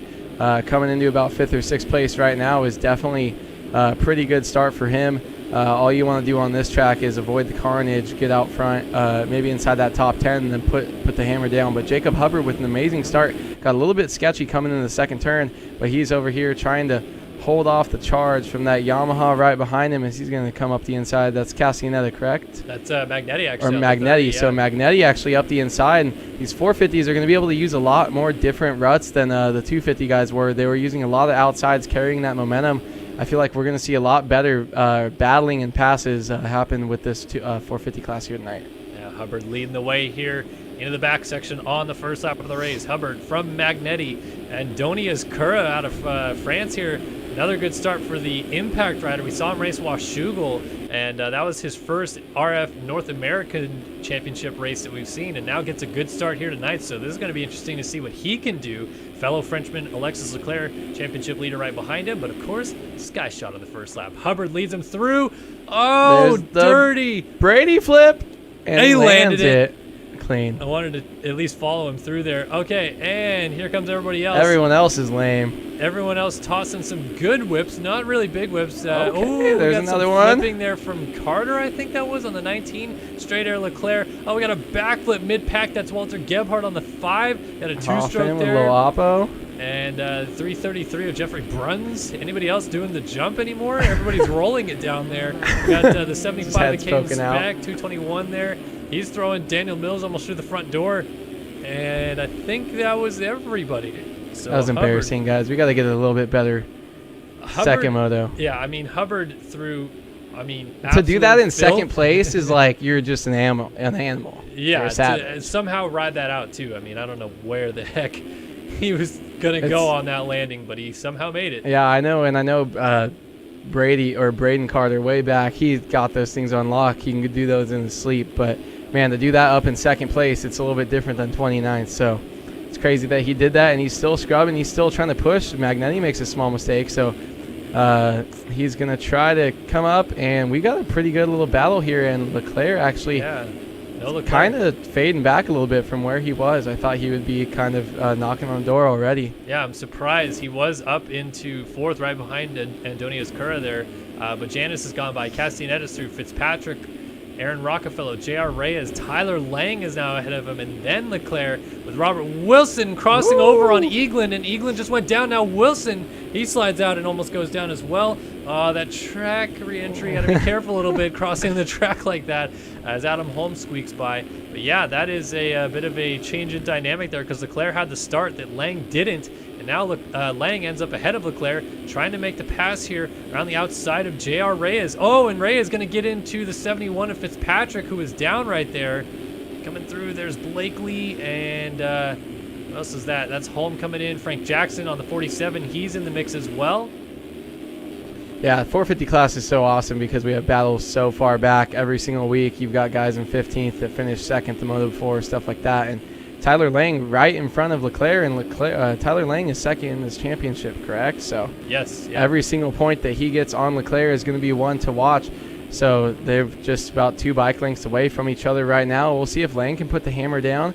And Leclerc already had one mistake early, so I'm not sure if that fall was due to another rider or himself pushing a little bit too hard early before these tracks have really developed. As you see, Leclerc going up the inside, able to make the pass for a second, but not going to be able to make it work. But maybe as the track gets a little bit more rough, those insides will be a little bit more valuable to these guys. Yeah, 20 points right now between Lang and Leclerc. They're far enough down that they're only gaining 1 point on each other at the moment, down in 7th and 8th respectively. Lang trying to work up here to Aaron Rockefeller on the 800, and his teammate Braden Castaneda just ahead of him. They're vibing some salmon gear, I think is what I would call that color here tonight. Interesting look. I don't know if I've ever seen salmon colored gear, but you know what, give everything a try, at least look at it once. Alexis Leclerc trying to go up the inside here on Tyler Lang as they drop down in gravity cavity. They've both gotten around Aaron Rockefeller, and they're trying to catch up to Braden Castaneda here just up the road as Lang rodeos it into the corner. Now he gets around Castaneda. Let's see if Leclerc can make it happen as quickly as Lang did. Oh, the charge to the outside by Leclerc. Yeah, and then he's going to be left on the inside here. He's going to get closed off by Castaneda, though, and Castaneda is going to almost make a mistake but stay in front of him. So Tyler Lang was going past those guys, and Leclerc was able to make it stick about a second later, and now Lang has made a pass, and so he's going to try to use this time. Even if it's just another 20 seconds or so going around this track, he wants to try to get away from Alexis Leclerc. And any situation that he can get involved in, he wants to separate himself from Leclerc. Even though he makes that pass now, those are some precious seconds that he can ride alone and not have to worry about Leclerc doing that. But now they both have clear air again. So we're going to see if Leclerc can start putting the hammer down and what kind of lap times these guys start to churn out as we get into the early stages of this moto. Yeah, Lang now has moved his way, I believe, into 5th spot. Janice here in 4th. Hubbard 3rd. And Antonius Cura up into 2nd, but he just goes down as we switch to him. So the impact number 240 machine lays it over after the sky shot. Lang goes by. Here comes Leclerc. He also will make it through around his countryman there. And the two Frenchmen now just ahead of Castaneda going up the hill. That promotes Lang to 4th, Leclerc up to 5th. And now they're in a position where there is 2 points on the table as they split gaps here on positions.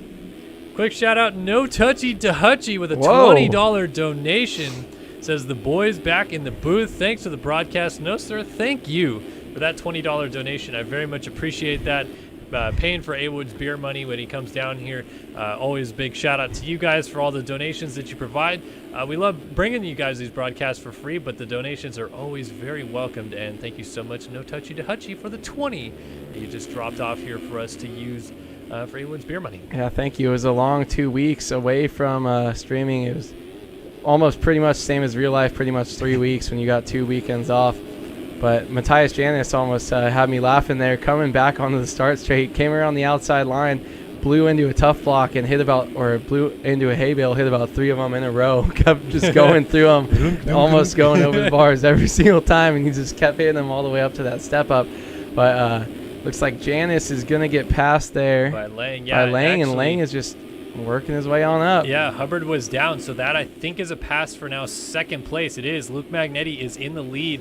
Hubbard went down going into gravity cavity, so Lang now up into 2nd, Janis back to 3rd, and Leclerc all the while has just been lurking behind Lang this whole time. So this is a kind of a good indication for you folks at home to see where this championship has come from at this point, because you can see how Lang and Leclerc are very methodical about how they get into the race lead, or at least into a position to battle for the race lead. We started watching them when they were in 7th and 8th. Now they're in 2nd and 4th, with Leclerc still knocking on the door there with Janis to maybe get into 3rd place. And they're not too far off the lead of this race. They're not even a third of the way through this moto. Yeah, interesting to see, actually. Magnetti just went down, so that is going to put Lang to the lead off the sky shot. Janis now up into 2nd, and Magnetti drops back to 3rd with Leclerc in 4th. Could be just because Leclerc rides around in 5th pretty much everywhere, but it feels like he's not really trying too hard, as he's going to try to make the move up into 3rd, and he does. Let's see if he can make it stick. Going to the outside, down into sky shot. Let's see, he loves this inside line here. Going to keep using that. Just what he's more comfortable with. So he's solidly in 3rd place now. But this is such a tight battle. But to see that their lap times, at least Leclerc's, is only a 2:13.2. We saw a 2:12 flat in the 250 race. So I'm wondering if the track is not at its fastest yet, and it's going to hit its prime in about 5 or 6 more minutes here as we reach the halfway point in the moto. So as Leclerc is in 3rd and Tyler Lang is now leading, we'll see if these guys start to drop the hammer and just kind of go in a lap time battle. They're definitely lurking here on Matthias Janis. Lang is trying to get away before Leclerc has an opportunity to get free air in 2nd place if he can get around Janis in a hurry, approaching up to the 10-minute point of this 30-minute plus 2-lap race. 2:13.5 out of Leclerc, 2:15 dead Janis, 2:12.3 Tyler Lang, fastest lap of the race out front. And I think he knows that this is a crucial stage of this race if he wants to win this moto. He has someone between himself and Leclerc, which is not common, and it might even get a little bit worse here. Leclerc just made a little mistake. Magnetti trying to close back up, make a pass back around the Frenchman, but Leclerc holds strong and does not allow Magnetti through just yet either. Here's Hubbard as well behind Magnetti. So you got 4 riders pretty much nose to tail for 2nd right now, with the front of this group being Janis, the back of it being Hubbard. You can see right here on your screen, you can pretty much throw a blanket over them as they almost come together. Hubbard and Magnetti nearly touching tires as Leclerc goes to work on Janis for 2nd. Yeah, Lang's got to be just pretty pumped right now, but I mean, Leclerc looks like he's going to, you would think he was going to make quick work of Janis, but he's actually been held behind him for about 2 or 3 laps here, but he's as close as he's been, so we'll see a move any minute now as he's going to come in, use the 2nd rut here, go over and just kind of take that line away. So he's going to move into 2nd place here. So now minimal points being gained by Tyler Lang in the championship. Only 3 points being gained this moto on Leclerc, kind of the same thing that we saw in the first 250 moto. But I mean, 3 points is better than none. So he's trying to finish in front of Leclerc and just hope that he makes some more mistakes and does lose some more positions throughout this night. What the heck just happened right there is there's a rider going backwards across the track. He's still sitting right there. Not sure who that may be. I wonder if it's somebody that missed a timing gate and is going back to it. See if I can maybe find whoever that is. It is Garrett Hollenbeck, who we haven't seen in a while here, and he's kind of just moseying through. He's making a lot of mistakes. This is looking rough out here for Hollenbeck. Not sure what's going on with him. Yeah, he must have missed some timing gates somewhere or something. He seems confused about where he's supposed to be on the track, or is he trying to go after somebody? I'm not... Yes, he okay, is. so who is that he's trying to get? He's right in front of home. Whatever it is. He's around home, that's for sure. I wonder if Kohenauer, who I believe is in this race, is going to try to do something about it before anything happens. He's trying to go for home, I think, here, because that is Adam Holm battling it out with somebody else on a Cowie right there. So this is pretty disgraceful, honestly, for Garrett Hollenbeck. We're going to pretty much just shame him as much as we possibly can. He is going to try to take out Rockefeller or Holm. That was Rockefeller that he almost got into on the 800. He's still crossing the track. We need an admin to do something about this, but unfortunately, yeah, there he is. He's going to clip Holm. Did Holm go down? It looks like Holm rode out of it, fortunately, but yeah, after what we saw with Dickerson, pretty embarrassing. Yeah, and now he's just getting in the way of some other riders. So Garrett Hollenbeck ruining his reputation right here, live on stream. Pulling a Dickerson. Yeah, pretty much. I hate to bring this name up, but kind of pulling a Fugler. I remember Fugler doing this back in 2012. So. Or the infamous Chromie Chaos. Yeah, Chromie doing it as well. And still going after Adam Holm here. So unfortunately, Kohenauer's racing, so we don't have an admin that can actively fix this right now. And now Holm gets taken down by Hollenbeck. So Garrett Hollenbeck, hope you're proud of yourself being a complete idiot here. That's a San Diego local right there. You don't claim him. I don't claim this guy. He's being a nutbag, honestly. So you're seeing right now exactly why Isaiah Dickerson is indefinitely banned. He was doing this to Adam Holm the entire last race. So unfortunately, we're going to go away from Hollenbeck because that's the last I want to give him any stream time because he's just being a complete idiot.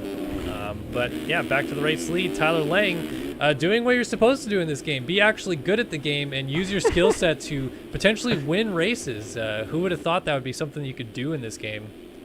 I mean, have you ever done it? Bud's Creek. Bud's Creek. Yeah, Bud's Creek. We got a Moto, baby. Also, do you like that gear or no? Because I like it. I think it's okay because it throws back to something. Also, I think it works on the Cowie, but everything else it would be trash on. Yeah. I mean, I wasn't really a fan of the Spider Matasevich gear in the 90s, so I'm just... It's okay because it's a throwback. Like, I look at it the same way I look at it as the Thor stuff that Cooper Webb has been wearing lately, like the 2003 like McGrath-ish throwback stuff. Like, it looks okay, but it's not like the best looking Thor gear of all time. So it's an interesting way to throw it back to something, in my opinion. Yeah, I kind of agree. I like it on the Cowie, but other than that, I feel like it would not be pretty good. Let's see. Tyler Lang. Yeah, Lang away from Leclerc. Magnetti still back here in third. We got Matthias Janis running in fourth. Jacob Hubbard back here in fifth. Actually, now would be a good time to do a top 20 rundown. We're about halfway through the Moto. And this top 20 rundown is brought to you by atom.com because they are a reputable brand that hosts racers that do not try to cut the track to take other people out. So shout out atom.com for not only racing smart and being good riders on the track, but also for helping out with the broadcast this year. So thanks so much to atom.com for coming on board with us. They bring you guys this top 20 rundown.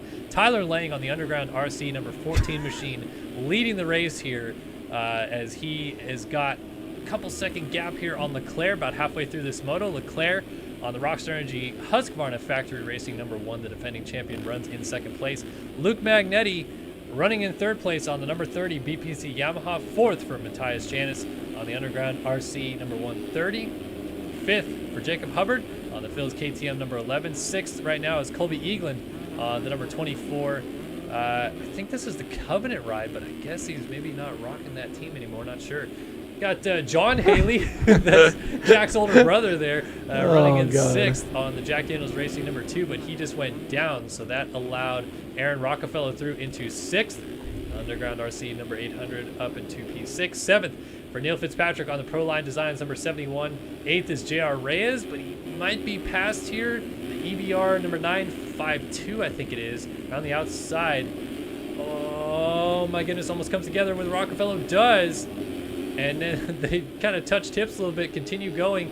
John Haley jumping into the picture here, and he moves up to 8th. I'm surprised because that's like the best he's been all year. He hasn't been taking it very serious, but just out here just cruising around in the top 10. So Haley ahead of Frank Jackson up to 9th on the team nominee number 47. 10th for Chase Blakely, VPC number 21. J.R. Reyes back to 11th as Rockefeller yard sales off the side of the track. And Robert Wilson moves to 12th now on the VPC number 62. And Doniaz Cura running up in 13th on the Impact 240. Now goes to 12th as Blakely was down. Moving up to 14th there is Caleb Hall in the Underground RC number 561. Got around his teammate there, Aaron Rockefeller, goes back to 15th. Jeffrey Bruns, atom.com number 333, runs in 17th, I think this is now. No, he's 16th. Braden Castaneda, Underground RC. Number 63 runs in 17th, 18th for Austin Bear on the Phil's KTM. I believe this is number 44. We got double through the front doors here. Austin Bear and Louis Crimson, a.k.a. Daniel Mills. I saw that coming from a mile away. Racing goes down. So sliding through these guys is going to be Peter Like on the Underground RC number 95. He goes up to 19th. And 20th is Bile Barpenter, a.k.a. K-Carp on the Tagger Designs Bompton. Number 39 machine. These guys. You got a strong showing on these guys back here. These names are the something type else, of dude. maturity that comes out of the JDR Discord. Louis Crimson. What is that? What is Louis Crimson? It was an alter ego he made a while ago and just stuck with. But there's something to it, but I'm not really sure. All right, so we're getting word in chat that it might be Isaiah Dickerson using Garrett Hollenbeck's UID, which is probably true because I haven't seen Garrett Hollenbeck since like 20. He's probably like out at dinner with his girlfriend or something, just like, and then shafted right now. yeah. Too. Where is Adam Holm? Is he officially out of the race? I didn't see him inside. Oh, here he is. He pulled over to ban him apparently. Yeah, 33rd it looks like for Holm. So that is unfortunate. He has been completely screwed over by Hollenbeck, a.k.a. Dickerson, in this race. It's so weird to me. Isaiah Dickerson, apparently the reason he is being an idiot, basically, is because he's now playing MX bikes, so he doesn't care that much about sim anymore. So why, if you are caring about a new game, if you care that much about a new game, why are you coming back to the old game? Like, for example, there are some really fast kids in bikes that are from sim, like Dad Shoes in bikes is Weston Overturf. I don't see Weston Overturf back here being an idiot in sim because he's back on bikes or whatever. So, you know, to each their own. But yeah, why don't you have admin? I used to have admin in 02, but I don't have admin in 01. Damn. So, yeah. Shame. Banning race leaders midstream. I know. I would have done it if I could have, because I don't know. I've been in that position before. I've hosted these races before. And I've seen these idiots before. It's unfortunately, it's what gives the sim community a bad name, because there are a lot of good people, good eggs in the sim community. A lot of good people trying hard to do good work, like we are here on this broadcast, or the people that are associated with RaceFactory have been working hard for over a decade to provide these races for us. And it's a shame that you have a few bad eggs like that that kind of ruin it for everybody. Yeah, it's just it's sad, but at least we get some good racing out here. It would just be a real bummer if I know Adam wasn't having the best race that he's had, but it would be a real shame if he was doing it to something like this, where we're trying to watch a points leader or a points chase with these two guys battling out first and second here tonight. And there are people also that can just cruise around in 37th place and be happy, like Hoffman, and like. You know, they don't just, I'm having a bad race, just start freaking giving up. I mean, we've seen that from some other people I'm not going to name this year, but it's just kind of, it definitely shows you the maturity difference between the two, and at least luckily it's not happening to the lead battle or the points chase right now, but definitely kind of has that, it could happen at any time. But we see Leclerc still freaking crushing it, and it's sad that it sucks because he's way out in front of Magnetti. He's got about, looks like 7 or 8 seconds here in front of Magnetti, but he's still just chasing around T-Lang and just doesn't have the speed this moto to get back up there. Yeah, it is. It's a pretty rare sight that you see someone just basically outpacing Leclerc, but that's what we're seeing out of Lang because they have been first and second for a while, and it's still just kind of hovered around the same gap, maybe arguably gotten a little bit bigger out to almost 5 seconds from Lang. 2:11.5 last time by, 2:10.8 his best, 2:10.9 out of Leclerc, 2:12 dead last time by. I mean, pace-wise, they're so close, but it kind of almost looks like in this situation, faster riders ahead of the other one, and they just can't really seem to get together. Yeah, it's weird. I thought that gap actually had gotten a little bit bigger here, but it looks like it's just kind of yo-yoing back and forth. These guys are just so good. This is the type of stuff that you want to see. It's almost this is like a pitcher's duel in baseball, where it's just it might not be the most exciting thing out there, but these guys are just going out and doing their best performance, and this is just how it looks. You're going to be 4 seconds back. I'm going to gain half a second this lap. You're going to gain half a second back the next lap. And it's just slowly getting stretched out by T. Lang. Leclerc's not able to make the gap any smaller. And, I mean, if it stays like this and these guys are mistake-free throughout the whole moto, it's going to be not the most exciting, but, I mean, definitely interesting. But was that? No, that was must have his teammates. Yeah. But, yeah, it's just a little interesting to see the different lines these guys are using, the way they dissect the racetrack and dissect the lappers. And definitely probably going to get interesting, though, as we close up closer to the 30-minute mark and we start to see more lappers play a toll. Yeah, we're up to 22.5 minutes into this 30-minute plus 2-lap race, so a little over 7 minutes still remain on the clock, plus those 2 laps that will be added on once time has expired. And this is what we're looking at right here, folks. This is the gap between your race leaders and your championship rivals. 20 points in it between Leclerc and Lang, so this is a 3-point swing in the favor of Lang. It'll bring it down to 17 down if he's able to hold on to win this moto.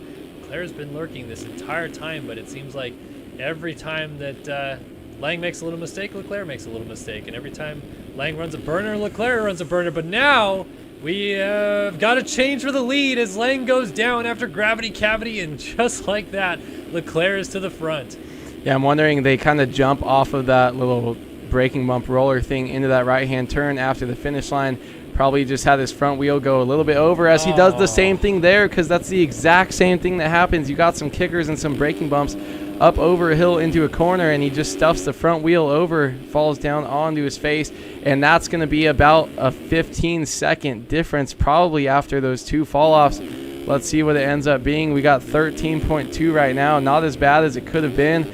But Tyler Lang, you can already see how excited he is. He looks like he's ready to start throwing down some heaters and get that lead back, because he wants to gain 3 points in this championship, not lose 3. It's a shame he went down right there as well, because we just got done talking about how it seems as though Lang is the faster of the two, and he happened to be in the lead while Leclerc was doing the chasing. Now we had a chance at least to see Lang doing the chasing from close range. He was only going to be about 4 or 5 seconds behind Leclerc at most, and see whether or not he could put down some of the burners that he had been putting down to close that gap. Now it seems like he's so far back that he's maybe a little bit flustered, trying to push the pace even more, and it's really causing him to lose more and more time as the seconds tick away with Leclerc out front. Yeah, looking up and seeing 24.5 minutes elapsed in this moto, 5.5 minutes left plus 2 laps, and he was down to already got it down to 12 seconds behind, but then had that one little mistake before the sky shot. Now he's back to 15. Just one little mistake, pushing too hard. Look at him riding so high up on these ruts and berms, scrubbing everything as hard as possible. He's trying to inch away tenths, hundredths of a second every chance he can get, but he's pushing so hard, he's making mistakes and losing even more time here as we come into this finish line section, or the start straight section. Yeah, and for Leclerc now, he has some free air to work with. He was in a cluster of lapped riders there for a moment that Lang was starting to key some time back on it, but now Leclerc has maybe 3 or 4 seconds to the next little group of lappers, but he's kind of hitting them almost one by one, at least for the next 8 or 9 or so after that. So going to be a good situation for Leclerc to at least try to stretch out this gap out front as much as possible. 2:32.1 out of Lang. Brutal. Worst lap of the race for Tyler Lang at arguably the worst time in the moto too, because he doesn't have much time left to try to claw back to Leclerc, as opposed to if he did this maybe only 10 minutes into the moto. Yeah, you can see how far down he jumped. He jumped about 3 braking bumps down that hill into that corner and kind of made a little triple into that rut. Pushing so hard, but look at that tiny little mistakes. Almost goes off the track, hits that. He's going to lose a lot of time by not being able to scrub that or get the best drive coming into that corner. And still over 15 seconds behind the leader. He is super flustered, and I don't see Lang being able to pull this together and salvage this. I think he's definitely going to drop this back to 23 points. It's even, right? So even 20, so 23 points after this moto when he was looking at getting it down to 17. So not going to be very happy about this moto.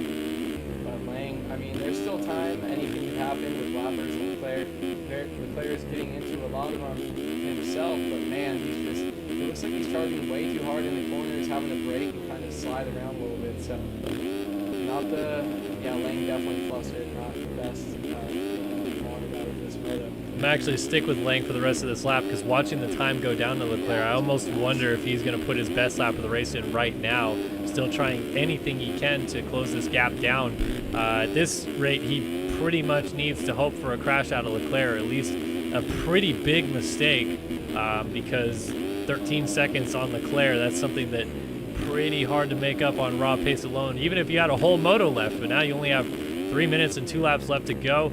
Down under 13 seconds, it's still dropping, and Lang is certainly pushing the pace, but man, just unfortunate. Those 2 crashes really seem to have cost him the moto win here. Yeah, it's weird because Lang's pushing so hard right now, but I also looked up on the screen, Leclerc was going through some lappers, so this could be a barn burner, or maybe, I mean, he's definitely made a couple little bobbles, but maybe Leclerc also just hasn't. My mic was muted. Hopefully you could hear a little bit of that. But yeah, it's just kind of a bummer. Yeah, not even his best lap of the race. Leclerc was just going through some traffic, but he's got to use that to capitalize. He still ran a 2:11.8, so all good now. But man, there's a lot of time to make up, and not a lot of time left in this moto. Yeah, it still has maybe 5-ish more lappers to get through before you even could see Leclerc up ahead of him. So Leclerc is certainly in the catbird seat, as we like to say here at this stage of the race. So 2 minutes and 2 laps left to go. Lang back here, then Janice is kind of stuck with Lang since that crash. He's there in 3rd. Magnetti 4th. Hubbard there in 5th. Colby Eaglin here in 6th. Chase Blakely 7th with Neil Fitzpatrick right behind him in 8th. This is actually pretty good for Fitzpatrick, who's been in this 250 class all season long and has jumped up to the 450 class here late in this championship and is fighting with some pretty big names in this class. So good to see strong showing here for the 71s, trying to make it happen here on Blakely up the inside before Gravity Cavity. Yeah, it's funny. I talked about Fitzpatrick a couple of rounds ago, and I was just saying he's just kind of always there, it seems. He's just like, as Blakely scrubs a little too hard, it's going to go down. He's always just kind of cruising around that 10th place spot, and he's just always there. Every time we scroll through the order, he's just kind of cruising around, scoring some points, and probably going to improve that number 71 if he keeps riding like this the rest of that outdoor season, scoring hella points the rest of this outdoor season. Neil Fitzpatrick coming around, just kind of riding by himself for now. Yeah, has Frank Jackson kind of right there. And yeah, Fitzpatrick had a pretty strong indoor season as well in the 250s, so I definitely have to imagine he is going to lower that number by quite a bit. Teammates battling back here, Robert Wilson and Chase Blakely, a couple BPC Yamaha riders. Andonia Escura, Caleb Hall, J.R. Reyes, Braden Castellaneta, Aaron Rockefeller, Braden Carter. So there's a good little group here. That is going to be Rockefeller, I believe, going down. Yeah, Rockefeller's. So Daniel Mills goes through. There goes the 944 of Austin Bear. And Jeffrey Bruns on that 333 also goes through. Here is Holm. I heard he's made it up to points again. So good recovery ride for Adam Holm down at 33rd by that midpoint of the moto that we had seen. And it was getting screwed over again this week. But no quitting this young man here from Florida on that atom.com Cowie as he continues pushing his way into a points-paying position. Yeah, a couple guys here. Escura, I wanted to talk about him. Definitely kind of fell off from that great start that he had, but I mean, not a bad showing. You get yourself up front, you try to run that pace for a little bit, and you're still inside the points, riding around. Great start by him. Definitely helps make that easier. You can afford a couple more mistakes, get away from some of that carnage on the lead laps that some other people might have been caught up in. But he's just kind of cruising around right now. Looks like he's kind of settled into his pace. And not too bad, a great start and faded back, but still scoring points. So good job to him, Andonia Escura, on the Impact Designs ride. Yeah, I always like seeing some of these guys that we hear about racing well in the EU series try their luck in the NA series. So Nice job by Azcura to still be charging out here. It might not be the result he was exactly looking for. We got a change for the lead, by the way. Battle out front. Oh, and Leclerc parks Lang. Not sure what happened. Leclerc must have gone down because it's suddenly pretty much even keel here. And there's a rider trying to get out of the way. They're backing up wide open on a two-stroke. But this is going to be very interesting down the stretch as Lang tries to close up on Leclerc. And we had talked about how Lang was a little bit faster than Leclerc through most of this moto, and now he's going to have an opportunity to show that raw pace. They have nobody in front of them for 3-ish corners, and even that, there's still only like one guy for 4 more corners, so they may not hit any more lap traffic this race. This is going to be a mano-a-mano battle down to the flag, and I think they're coming to 2 laps to go this time by. Yeah, Leclerc had to have crashed. He was getting it down to 12 seconds, so if he made a mistake, it's pretty much right where he should be. I'm sure he was chipping away a little bit. Let's kind of we'll have to see his lap time as he comes around. I'm not sure where that happened, but looks like he ran a 2:17 followed by a 2:22, so that 2:15 by Lang. Still gaining some time over the last 2 laps. So is this going to be the last lap yet? Or no, sorry, 2 laps to go. 2 laps to go still. So, man, Lang is just, like you said, mano-a-mano. He's going to be pushing as hard as he can. We're going to have to see how this is going to play out here. Seems as though Lang, as soon as he got into this spot, may have kind of lost the groove just a little bit, but now he's starting to wick it back up, and Leclerc didn't get too far away, so this is going to heat up here. Lap and a half or so to go, and your 2 title combatants running 1 and 2, 20 points in it between Leclerc and Lang. Lang needs to gain some points back on Leclerc down this home stretch of the championship with 5 rounds still to go. Leclerc, a little double clutch through the corner there, kind of hitched it, but just gets the power right back down on that Rockstar Energy Husqvarna factory racing machine and continues on to the top of the hill. Lang trying to charge to the outside as Leclerc kind of hops through the inside braking bumps, and it is definitely tightened up here to the sky shot. Yeah, Leclerc, little scrub, Lang big whip, and Leclerc shorts it. Lang to the race lead at the bottom of the hill. Now does Leclerc try to fight back here immediately, or does he settle in and try to make a late pass in that last lap? I was going to say they're going so fast, it's hard to tell if one of them picked it up. Whoa, Leclerc to the outside. He's going to try to jump down. Oh, my gosh. What a pass by Alexis Leclerc. And Lang had no response right there. He's trying to go defensive, but Leclerc just down the inside makes the move back, and Lang has to go right back to the drawing board. Yeah, I think he was just surprised. Didn't expect Leclerc to go 5th wide off that, jumping that deep into that outside rut. And he's going to get pretty much back the same gap that he had before. It's hard to tell if these guys are both pushing the limit, and Lang has kind of lost his pace, or if Lang has lost his pace, or if Leclerc has just kind of picked it up. Definitely looks like Leclerc has picked it up and answered, but Lang pushing as hard as he can. They're going to come up for the white flag lap as Lang is still pushing as hard as he can here. We're going to go into the gravity cavity one more time, pretty much the same gap they had the lap before, and let's see what Lang can do on this last lap. Can he make this 6-point swing pretty much between the two, either losing 3 or gaining 3? So let's see what happens here. Yeah, late stages in this one, and this championship fight is very crucial at this stage as well. So Lang wants these points back, shows a nose on the inside, but can't quite get it done just yet. Let's see if he charges to the outside here. Leclerc shuts the door. Lang has been good in a few different spots of the track, but it's going to be interesting to see which spot he elects to try to make a pass if he has an opportunity at all. He's going to try to go to the inside here, get this run a little bit better, but not quite able to get there just yet. Let's see if Leclerc goes to the outside at the bottom of the hill here, because that might open an opportunity for Lang to cut to the inside. He does not do it, though. Still trying to get a drive to the outside. Leclerc is right in his way, though, and just cannot quite get that power down just yet. Now goes to the second rut. Leclerc gets the inside pretty good. Lang around the outside takes the race lead away from him.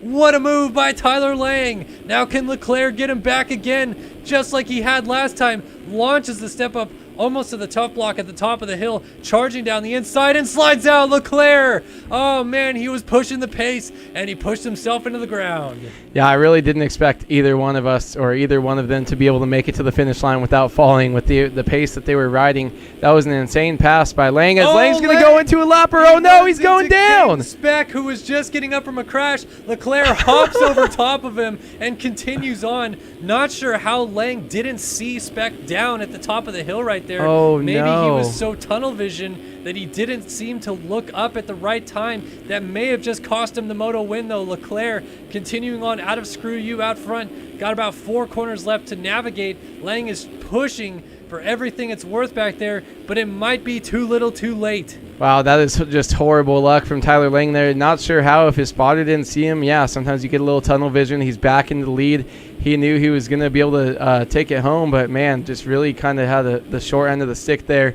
Leclerc has way too big of a lead right now. As long as he stays on 2 wheels, he's going to be good to take home this first moto win and gain 3 points on Lang in the championship. So here it is into the final corner. What a roller coaster of events in these final couple of laps, but it's going to result in another moto win for the Frenchman. Alexis Leclerc takes Moto 1 at Unadilla. Does he land the double?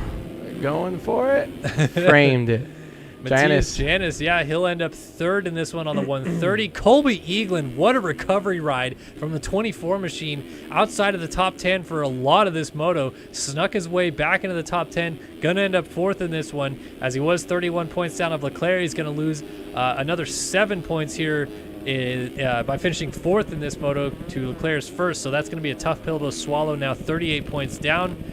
Luke Magnetti right here crosses the line. Great ride 5th. by him. Yeah, Jacob Hubbard, he'll drop down. He'll get 6th in this one. Neil Fitzpatrick going to be battling to the flag here with Chase Blakely, yeah, for 7th, or 8th, excuse me. Chase B, Oregon boy, going after Fitzpatrick. Let's see, he's going to be going down to the wire here. Chase B has never given up, and you know he's definitely going to throw it in if that means he gets a 7th over an 8th. So I'd be watching your back, Fitzpatrick here. Chase B launches it. Let's see what happens. Coming wide open through these super rough braking bumps. Chase B going to get a better drive through the rut. He's going to go far outside. Fitzpatrick goes 2nd rut here. Chase B with the drive around the outside off it, and he lands on his freaking... How did he ride out of that? Chase Blakely got sideways. Coming into the last turn, though, Fitzpatrick trying to get down to the inside. Show him a wheel one more time. Too little too late. Blakely 7th in this one. What a savage. What a battle to the flag. Fitzpatrick ends up in 8th. Antonius Cura... looks like he will end up 9th. I'm not sure who that is. I think it's just Larson? Alone in 9th. Yeah. Yeah, Larson a lap down on that there. stance bike. Yeah. Monty Wilson, solid 10th. Frank Jackson 11th. Caleb Hall 12th. Braden Castellaneta gonna end up 13th. J.R. Reyes down here will get 14th. Jeffrey Bruns to the line with position? Carter. Yeah, Braden Carter, who's gonna get the drive. Bruns a little mistake. Carter pulls up alongside. It's a drag race. Yeah. It's gonna be Bruns by 0.133 at the flag. Carter ends up there in 16th. Louis Crimson 17th, 18th for Adam Holm. So he does get 3 points out of it after all the crap he went through in this one. Austin Bear ends up 19th, and the final points bank position is also the rider who is the last rider on the lead lap. It's Aaron Rockefeller, who ends up in 20th. Pretty cool, top 20 all on the lead lap there. Let's see, Holm 16th on cuts, gets around Louis Crimson and Carter. Yeah, Jeffrey Bruns stays 15th. Let's see anything else. Robert Wilson goes to 9th on Andonias Cura. And... oh! Lang got the lawyer win! Shut up. Lang got the lawyer win by 0.05, by 5/100ths of a second. Tyler Lang has won the first moto here at Unadilla. What? No way. Can't even believe that. So how many cuts did Leclerc? 3.2 cuts for Leclerc, but Lang had 0.95. Wow. That is insane. Come on, JLB. I wish you could like page down and scroll like you can in chat. Number 62 of Monty Wilson with 0.62 cuts. I was trying to see who was the worst. Man, 3.2 for him. The next highest in the top, like 15, was 3.68 or something. So, whew.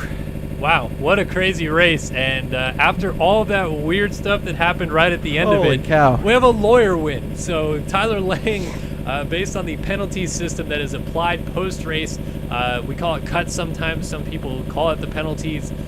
Basically what happens is if you go off the side of the track and you miss a timing gate or two, it'll give you a cut or a time loss on your total race time based on how much time you gain by going from gate 30 to gate 32, for example, and missing gate 31 based on standard deviation and what the expected time is between those gates. So that is why you get cuts there. So yeah, 5 100ths or 55 thousandths, as you guys mentioned. Yeah, very, very close there at the end of this one for Lane to get the win. Yeah, I mean, it's pretty crazy, too. I feel like cuts normally you would see are so much more when these guys are bumping and grinding around the track, hitting each other off. I'm thinking coming into that roller section with that inside and outside, so many of those guys are getting pushed over that tough block, and you definitely know that there's got to be a timing gate there to stop those guys. So 36 minutes, 41 seconds that whole race. And to only have less than a second of cuts for Lang and 3 seconds. And that's the difference, though. So even though Lang had that bad luck, that last little lap charge, who knows, breaking that millisecond later, coming into that last corner to win, take that lawyer win by 55 thousandths of a second. Great job to Lang. And 17 points now in the championship. 450 Moto 2 is going to be nuts because those guys, they're just on it every single moto. So yeah, this is going to be fun to watch the rest of the night. Obviously, we have 250 Moto 2 coming up first on the heels of a Moto victory there for Payson Johnson, clawing some points back against Nathan Prynne. Going to be interesting to see how that dynamic shapes up. Kind of like both classes right now, there's like this weird kind of dynamic going on where maybe the defending champion isn't the best guy, but yeah. In Johnson's case, he's trying to do the chasing on Prynne. Leclerc's case, he's doing the defending on Lang. But they're both kind of trying to fight off these challengers that they didn't really have last year. They kind of walked away with those titles. Yeah, it's weird because it's a little bit different between this 250 class with Johnson and Prynne having that penalty, not being able to race, and that's kind of what's putting him behind. And then Lang now is just kind of being that new challenger that's trying to come up and claw away, and he is doing a little bit more and more every single moto, but Prynne is like trying to fight off this super scary guy that he knows is going to be going faster than him most of the time, and he's just got to try to finish second and stop the bleeding every single time because Johnson, as we've seen, is pretty much the fastest person out there. Yeah, but same exact thing as Lang. It's super interesting watching these races, and whoever gets those starts gets out front. It's really exciting every time we hit the track. Mm-hmm. Yeah, absolutely. Yeah, it is 55 thousandths, but I was also saying it's 5 hundredths. Yes, which is what it is. 5.5 same thing. 0.055 is 0 is the 10th column, 5 is the hundredths column, so it's 5 hundredths or 55 thousandths. So yes, you're right. It is 55 thousandths. I thought I said that, but maybe I didn't. I think you got it right, but it's okay. Man, I'm super pumped for this next race. It's just crazy. Are we gonna do whole shot picks? What's up? Sure. If you want to do whole shot picks, we haven't seen. We gotta get Alex Efforts. He hasn't been around. I know. While, but, he was the one. I said the wrong name last time. I was talking about whole shot bets, and I said someone else's name that starts with an A. I feel bad for Efforts, our boy, but hopefully he comes and joins us back for Supercross or something. I'm not even sure actually. It's just you consistently get the same guys in this class up front. I'm going Luke Sullivan. Fire in his eyes. Wants to get this whole shot. That's my boy. That's my pick. All right, I like Thomas Unis, though. We should go back to him. This gear is cool. Yeah, a little, it's got some, like... Player 2. Those are they look not like, even zebras. They kind of look like yoga dipped. Pants a little bit, not going to lie. But, hey, I mean, Looking kind of thick. Do you see the untucked shirt? Is that what that's supposed to be? I feel like it's supposed to be an untucked jersey that's hanging off on the right side there. I don't think so. I think that's just the pants. Okay, maybe. It's kind of an odd pants setup, but yeah. Single cheeked up on a Wednesday afternoon. Single cheeked up, dude. That left cheek looking thick with 8 C's, dude. Got Brandon Nygren, Payson Johnson. Oh my God, he's dead. Dude. All right, here we go. 250 Moto 2 coming up. No, run. I was gonna say a joke that I feel like Chris Riesenberg would have been proud of, but yeah, kids show. All right, who are we gonna watch on the start here? So we get the Moto timer loaded up, and who is gonna get that all-important hole shot this time out? You said you think it is going to be.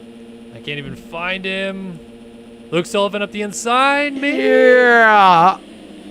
Nope. He got pinched a little bit. Pinkerton actually on the 395 has an inside line. It's going to be another KTM though. Thomas Wilcox, the Phil's KTM machine, in and out of the second turn to pick up the Studio 8 hole shot award.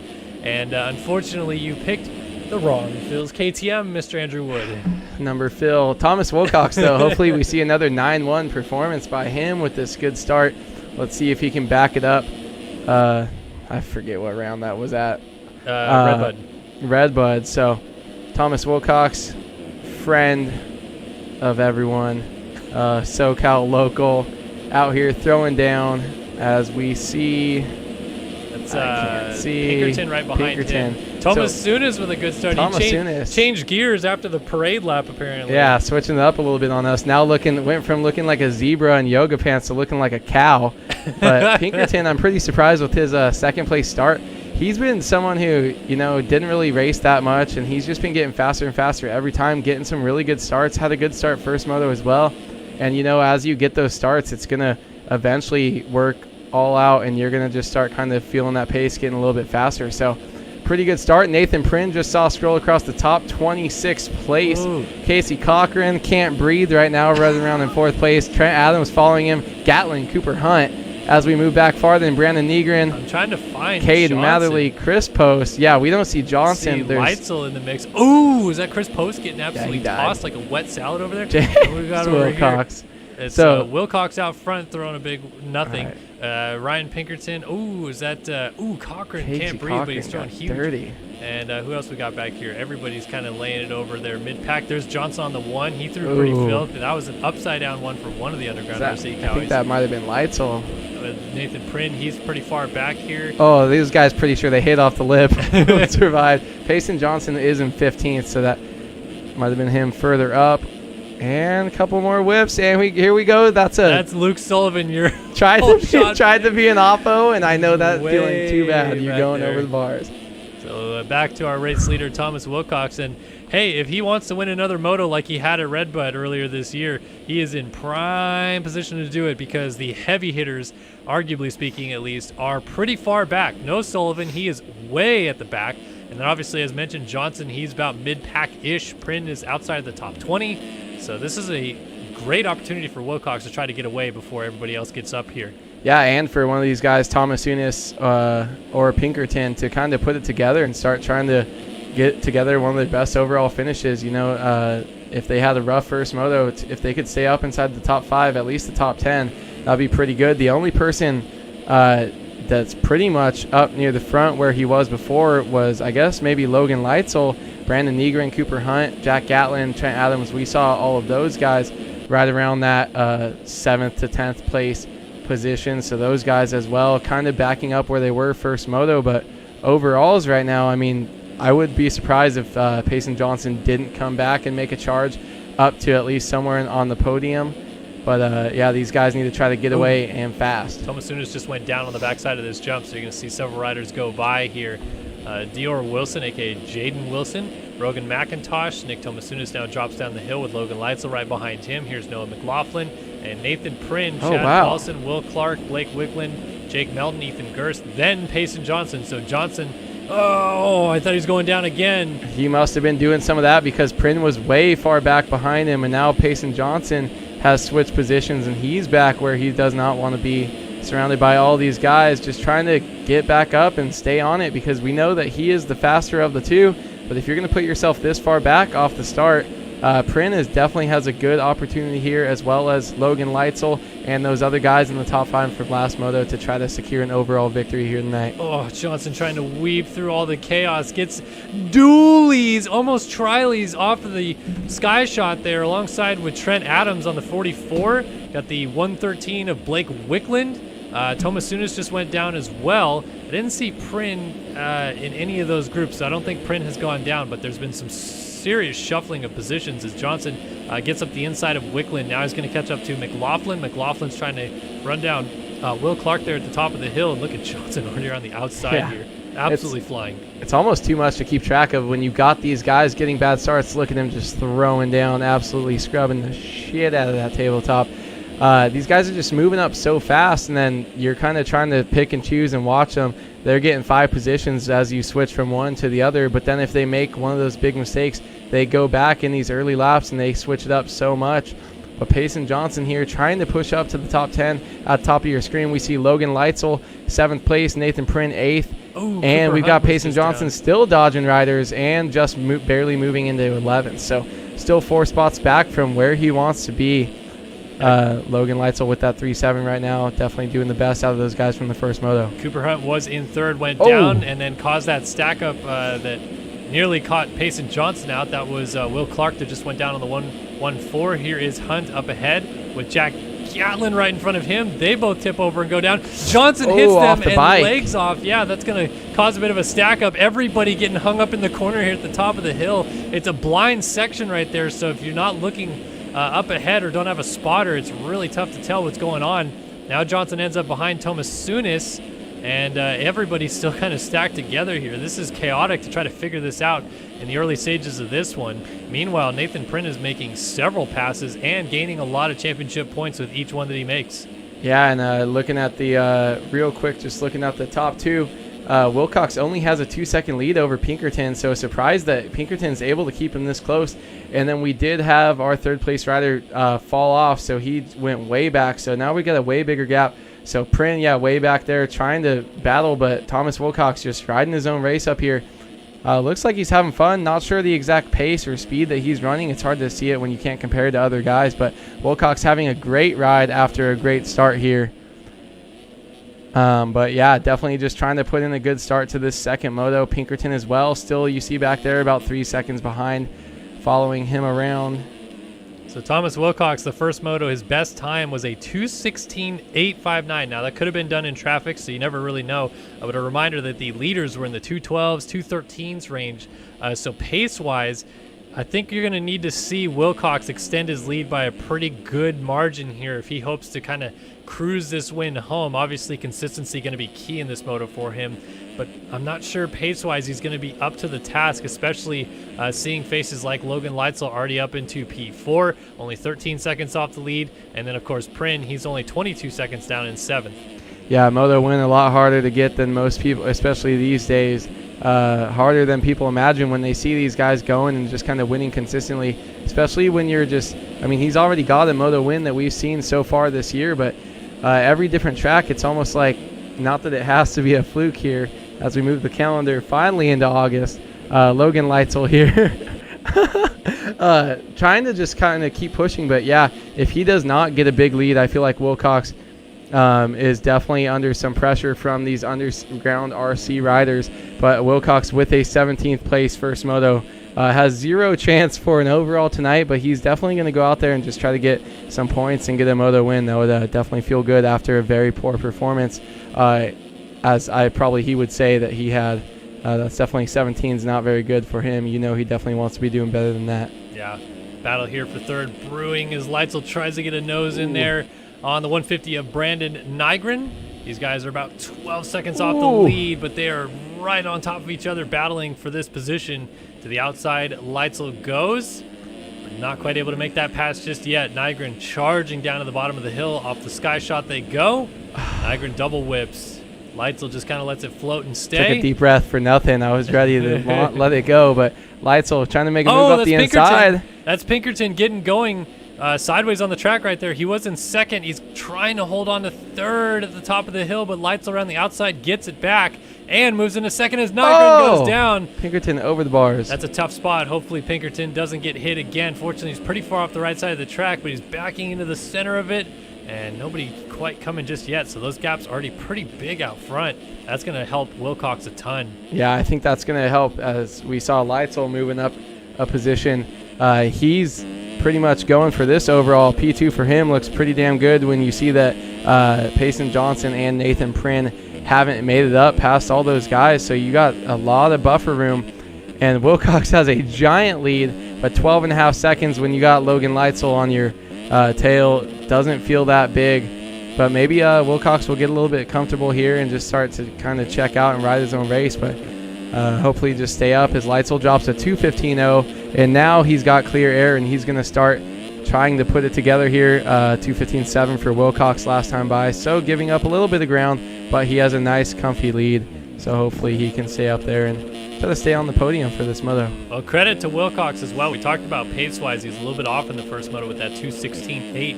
2:14.4, his best lap of the race here so far. So he is certainly upped it at least a little bit so far in this moto. I'd be curious to see if he can maybe even lower it even more down to the 13s and really get into discussion of some of the fastest laps that we saw last moto by.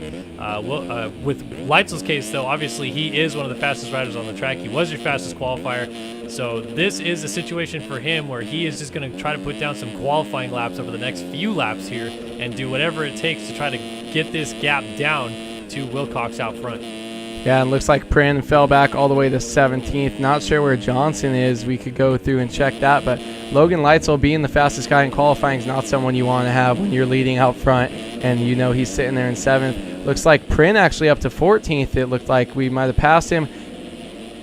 Prin right there, maybe that's 13th place. Yes, it is. He's going to try to make a move on Casey Cochran here. But so both these guys just trying to do the best they can, but Johnson does not want to see these points keep slipping away. Like I said, he's a couple, same thing kind of as the first moto, a couple points back from Prin. Prin's going to slide out, and he does hit his back and fall off. Tomasunis goes by. Here comes Johnson, and Prin's going to get going just as Johnson gets there. Johnson has to jump off the track to not hit him, and now our championship rivals are nose to tail, but they are well down the order, which is very odd to see so far into the moto already. And they have a lot of work left to get even into the top 10 at this point. Yeah, almost 12 minutes elapsed so far in this race. You know, Leitzel's sitting up front just kind of chilling with the fact that he's pretty much got the overall unless something big happens out of one of these guys. But Prin and Johnson just almost a little bit flustered from not having the best starts. Going down a couple times, it can really throw you off. Whereas you see someone like Wilcox up there, Leitzel kind of having pretty decent starts, just kind of riding their own race. Prin and Johnson heart rates are high, and now they're stuck with each other, and now they're in the points battle. So we'll see what happens if these guys can kind of work their way up together, or if they start to get into it with each other. Yeah, I think they're going to maybe try to freight train off each other. I don't really know what their relationship is with each other. It seems like most of the racing they've done so far this year against each other has been fair, but as the championship continues to heat up, I'd have to imagine Johnson is looking to get any advantage that he possibly can and not want to give the same type of advantage to Prin. So I wonder if Johnson's just going to try to do everything he can to ditch him here and make some quick passes to get away. Tomasunis will be first here on the 999 as they drop down the hill. Johnson up the inside makes that pass and actually puts Tomasunis down, which kind of blocks Prin smart. a little bit. Not definitely. I've tried to do that a lot in my racing career, and I definitely know a lot of other people have. You get one guy in front of you, and you're like, let's put him down and try to ruin the guy behind me. Prin sees that, though. Prin's going to try to make a move up the inside, and Prin definitely not giving up, where I kind of thought Payson was going to make that move and get away. Wasn't able to make it stick, and these guys are only battling for kind of 1 point each way, so one of these guys wants to get away, get up into the top 5 where they start taking away more points per position, or at least getting some more riders between the two of them. But I feel like if anything, Johnson is going to be the one that's a little bit flustered after getting banned that 1 week. The relationship with Prin, he's probably chilling. He's got the red points, and as long as he doesn't let Johnson get too far away, I don't think he's going to be too much of an instigator here. Man, I hate to switch away from this battle, but the lead battle is intensifying. Wilcox must have gone down because the gap is now down to just a couple of seconds. Leitzel has closed it up quite a bit. Lap time check real quick, a 13.2 for Leitzel last time by, a 15.2 for Wilcox, so he'd already lost 2 whole seconds that last lap alone, but something tells me a little bit more than that happened last time through to bring it down from where it was at, which is out to almost 12 seconds, down to 2.7. We'll get a lap time check this time by at a 2:22.1 out of Wilcox, and now a 2:14.7 out of Leitzel. So things intensifying out front. We'll get back to this battle in a moment, go back and see what's going on with these guys further back. As, Cochran really gets together there with Payson Johnson, and then Johnson almost gets leaped over by his teammate Trevor Burns, and then Cochran got all kinds out of shape, still trying to corral it together.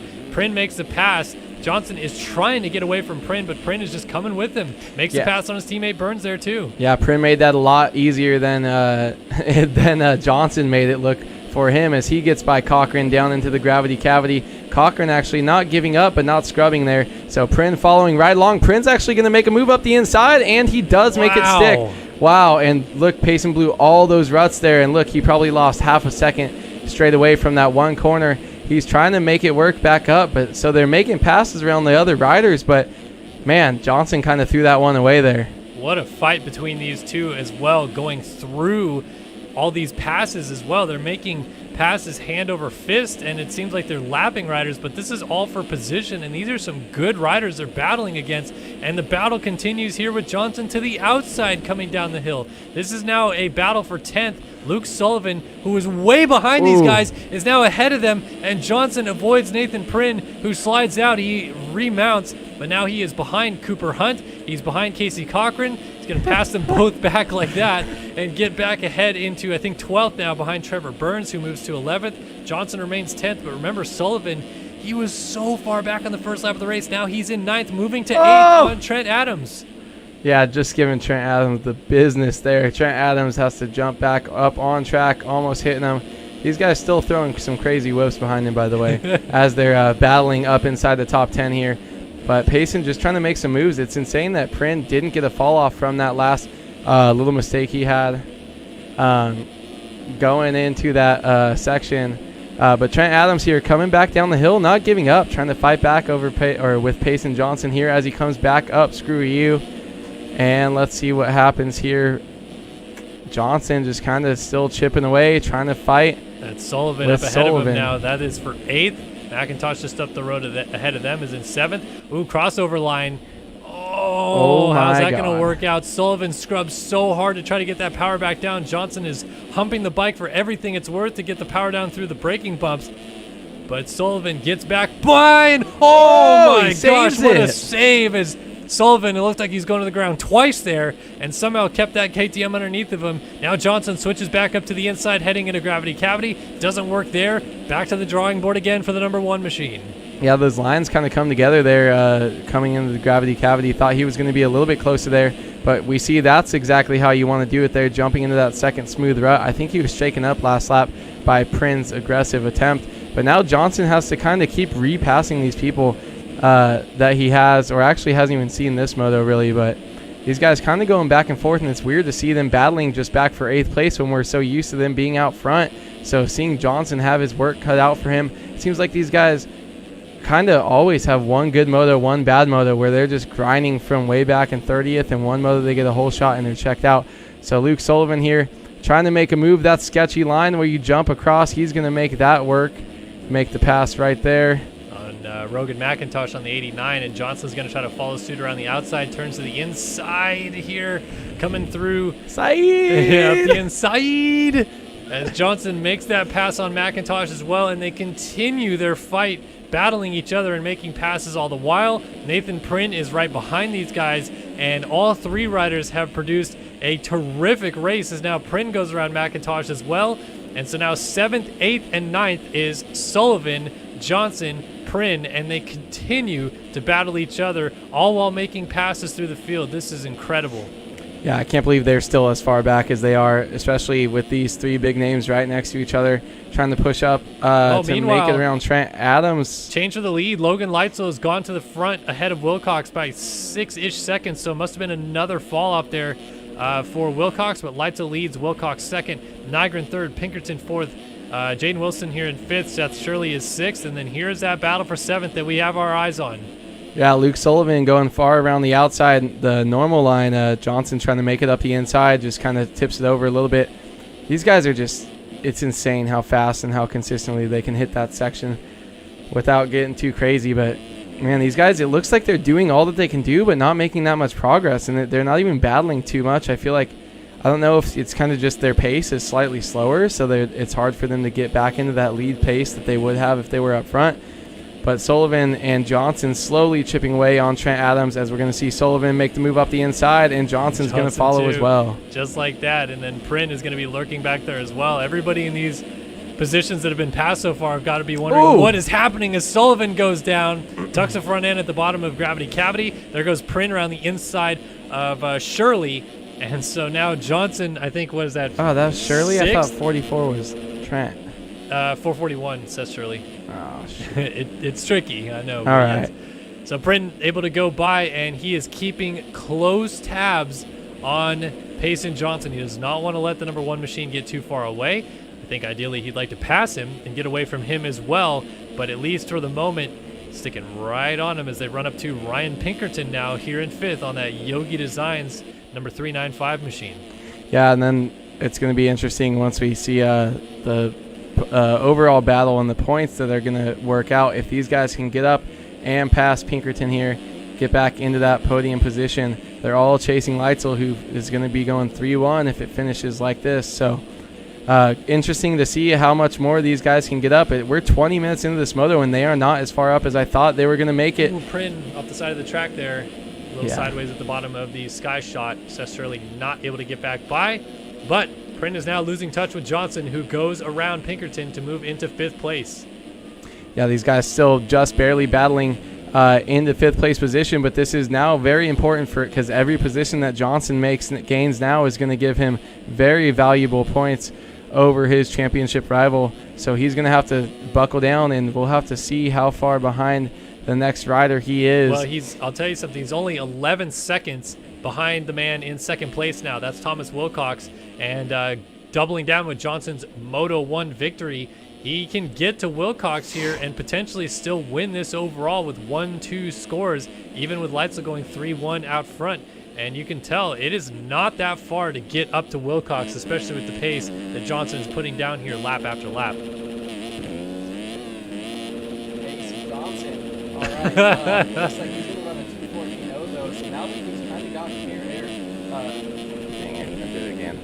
I muted my mic. All right. So now that he's got clear air, he's kind of up in that top 5 position. I feel like he's going to start throwing the hammer down. He doesn't have all these guys that he doesn't feel comfortable running this fast pace around. So he's definitely going to try to make it work. Go back to his main lines. You're 3 seconds behind the guy in front of you, and you can start hitting these outside lines, carrying your momentum and not having to worry about getting pressured by Prin as well. Prin is now just a thought of the pass, and he is now just kind of cruising around. Looks like he's hitting everything pretty much perfectly as he dies. That is a huge bummer for him, but I'll tell you what, Nathan Prin has lost several positions as well, so it looks like only Shirley and Sullivan are going to go by, and Pinkerton is going to not make it through on Johnson either. Oh, the mistake, though, for Johnson. Pinkerton gets into his rear tire, but that is Nathan Prin not being able to take advantage of a critical mistake there for Johnson. Prin was going to be in a perfect spot to take advantage of it, but he must have gone down again, so that's a shame for him. Meanwhile, Sullivan's still working on Seth Shirley. He got Jaden Wilson up here on Brandon Nygren, Thomas Wilcox, and Logan Leitzel, who we have not talked enough about in this moto. He is currently in position to win the overall with 3-1 scores, and he got into the lead about 5 to 6 minutes ago, but it's already stretched out to over 29 seconds on Thomas Wilcox, who is really falling apart here at the mid stage of this one. Let's go ahead and give you guys a quick top 20 rundown late in this moto, brought to you by atom.com. Logan Leitzel, Underground RC number 13 machine out front ahead of Thomas Wilcox on the Phil's KTM number 33 in second. Third for Dyer Wilson, aka Jaden Wilson on the number 65 Covenant machine. Fourth for Brandon Nygren on the number 150 atom.com Cowie. Oh, contact! It's going to be Sullivan and Johnson going down together. Shirley goes through. Oh, Prin's down too. Prin goes down in the same spot. Must have clipped a tough block. Johnson gets going before Sullivan. We just caught the tail end of that, but it seemed like 2 lines coming together. I don't feel like Sullivan's going to be too pleased about that maneuver, though, that Johnson just did. And, of course, his teammate is Nathan Prin, so I kind of want to stick with this for a second and see how this plays out. Although, Sullivan mistake. hit that tough block. Yeah, he definitely did do that, and now he's got Cochran right behind him. Let's try to get through this top 20 rundown as fast as we can. So, back to 5th. It's Seth Shirley, atom.com number 441 machine. Sixth for Ryan Pinkerton, Yogi Designs number 395. Seventh is Payson Johnson, the number 1 underground RC Cowie. Eighth for Luke Sullivan on the Phil's KTM number 18 machine. Ninth is Casey Cochran on the number 90 BPC Yamaha. And 10th now is Cooper Hunt on the number 38 underground RC Cowie. But he's going to get passed and taken down heavily. Wow. Nathan Prynn cleans out Cooper Hunt to move into 10th place on that Phil's KTM, the number 42. Your championship leader, Hunt, remounts 11th. Jack Gatlin, BPC number 369 in 12th. Trent Adams in 13th on the 44atom.com Kawasaki. 14th here for Chris Post, Team 2 Dope on the 319. Rogan McIntosh just got passed by Trevor Burns for 15th on the Underground RC number 50. 16th now, McIntosh on the number 89 mobgraphics.com machine. 17th for Devin Davis on the TDR number 29. 18th for Cade Matherly on the Stance 195. 19th for James Wilcox on the Elevated Motorsports number 74. And 20th is player 2 Joe Motocross, Nick Tomasunis on the MX Locker .dope 999 machine. Man, that's crazy that every single time that Prynn has been gifted something, he's gotten caught up in it or had his own mistakes, not able to capitalize. Kind of can't blame anyone but yourself there. I mean, he is only one spot behind his competitor, Payson Johnson, who is insane speed right now. But trying to get back around Pinkerton again, but at this stage of the race, you're seeing some of these gaps develop, and they might not so get weird. any higher than 7th or so in this moto for Johnson. So he's getting into a crunch time here where he could have gained a lot of points on Prynn, but he might not do much with it because they're so far back. Yeah, he hit that top 5, and he was going to start getting 2 championship points for every position that he was able to make up. Who cares about the overall at this point? All Payson Johnson cares about is making up points on Prynn, and he's going to make a pass right there. He's coming. Ooh, able to take the line away. Yeah, but Johnson going to make that pass stick. Now Seth Shirley just up the road of him. Go back a little further. You see Prynn is dropping down into gravity cavity about 6 or so seconds now behind Payson Johnson, so still has some time to make up. Had a battle for second brewing, by the way, that I saw, but we skipped over real quick. Yeah, can we talk about Dior? Yeah, Thomas Wilcox here is in second, but Dior Wilson, a.k.a. Jaden Wilson, not sure why he changed his name for this one moto, but running here in the 3 spot and has been slowly creeping up onto Thomas Wilcox. So solid ride here for the 65 Covenant Honda and putting the pressure on the number 33 ahead of him. Yeah, just a solid ride. It's funny, I feel like every single moto there's one guy that's just kind of quietly riding around, doing his own thing somewhere inside the top 5, just not in any of the crazy drama, and that's going to be Jaden Wilson this moto. As he's trying to come up and make a pass, he's actually going to have a mistake here, so he's going to come up the inside and see if he can make it work before you go. No, not all the way to Sky Shot, but I really thought that he was going to be able to hold that inside line.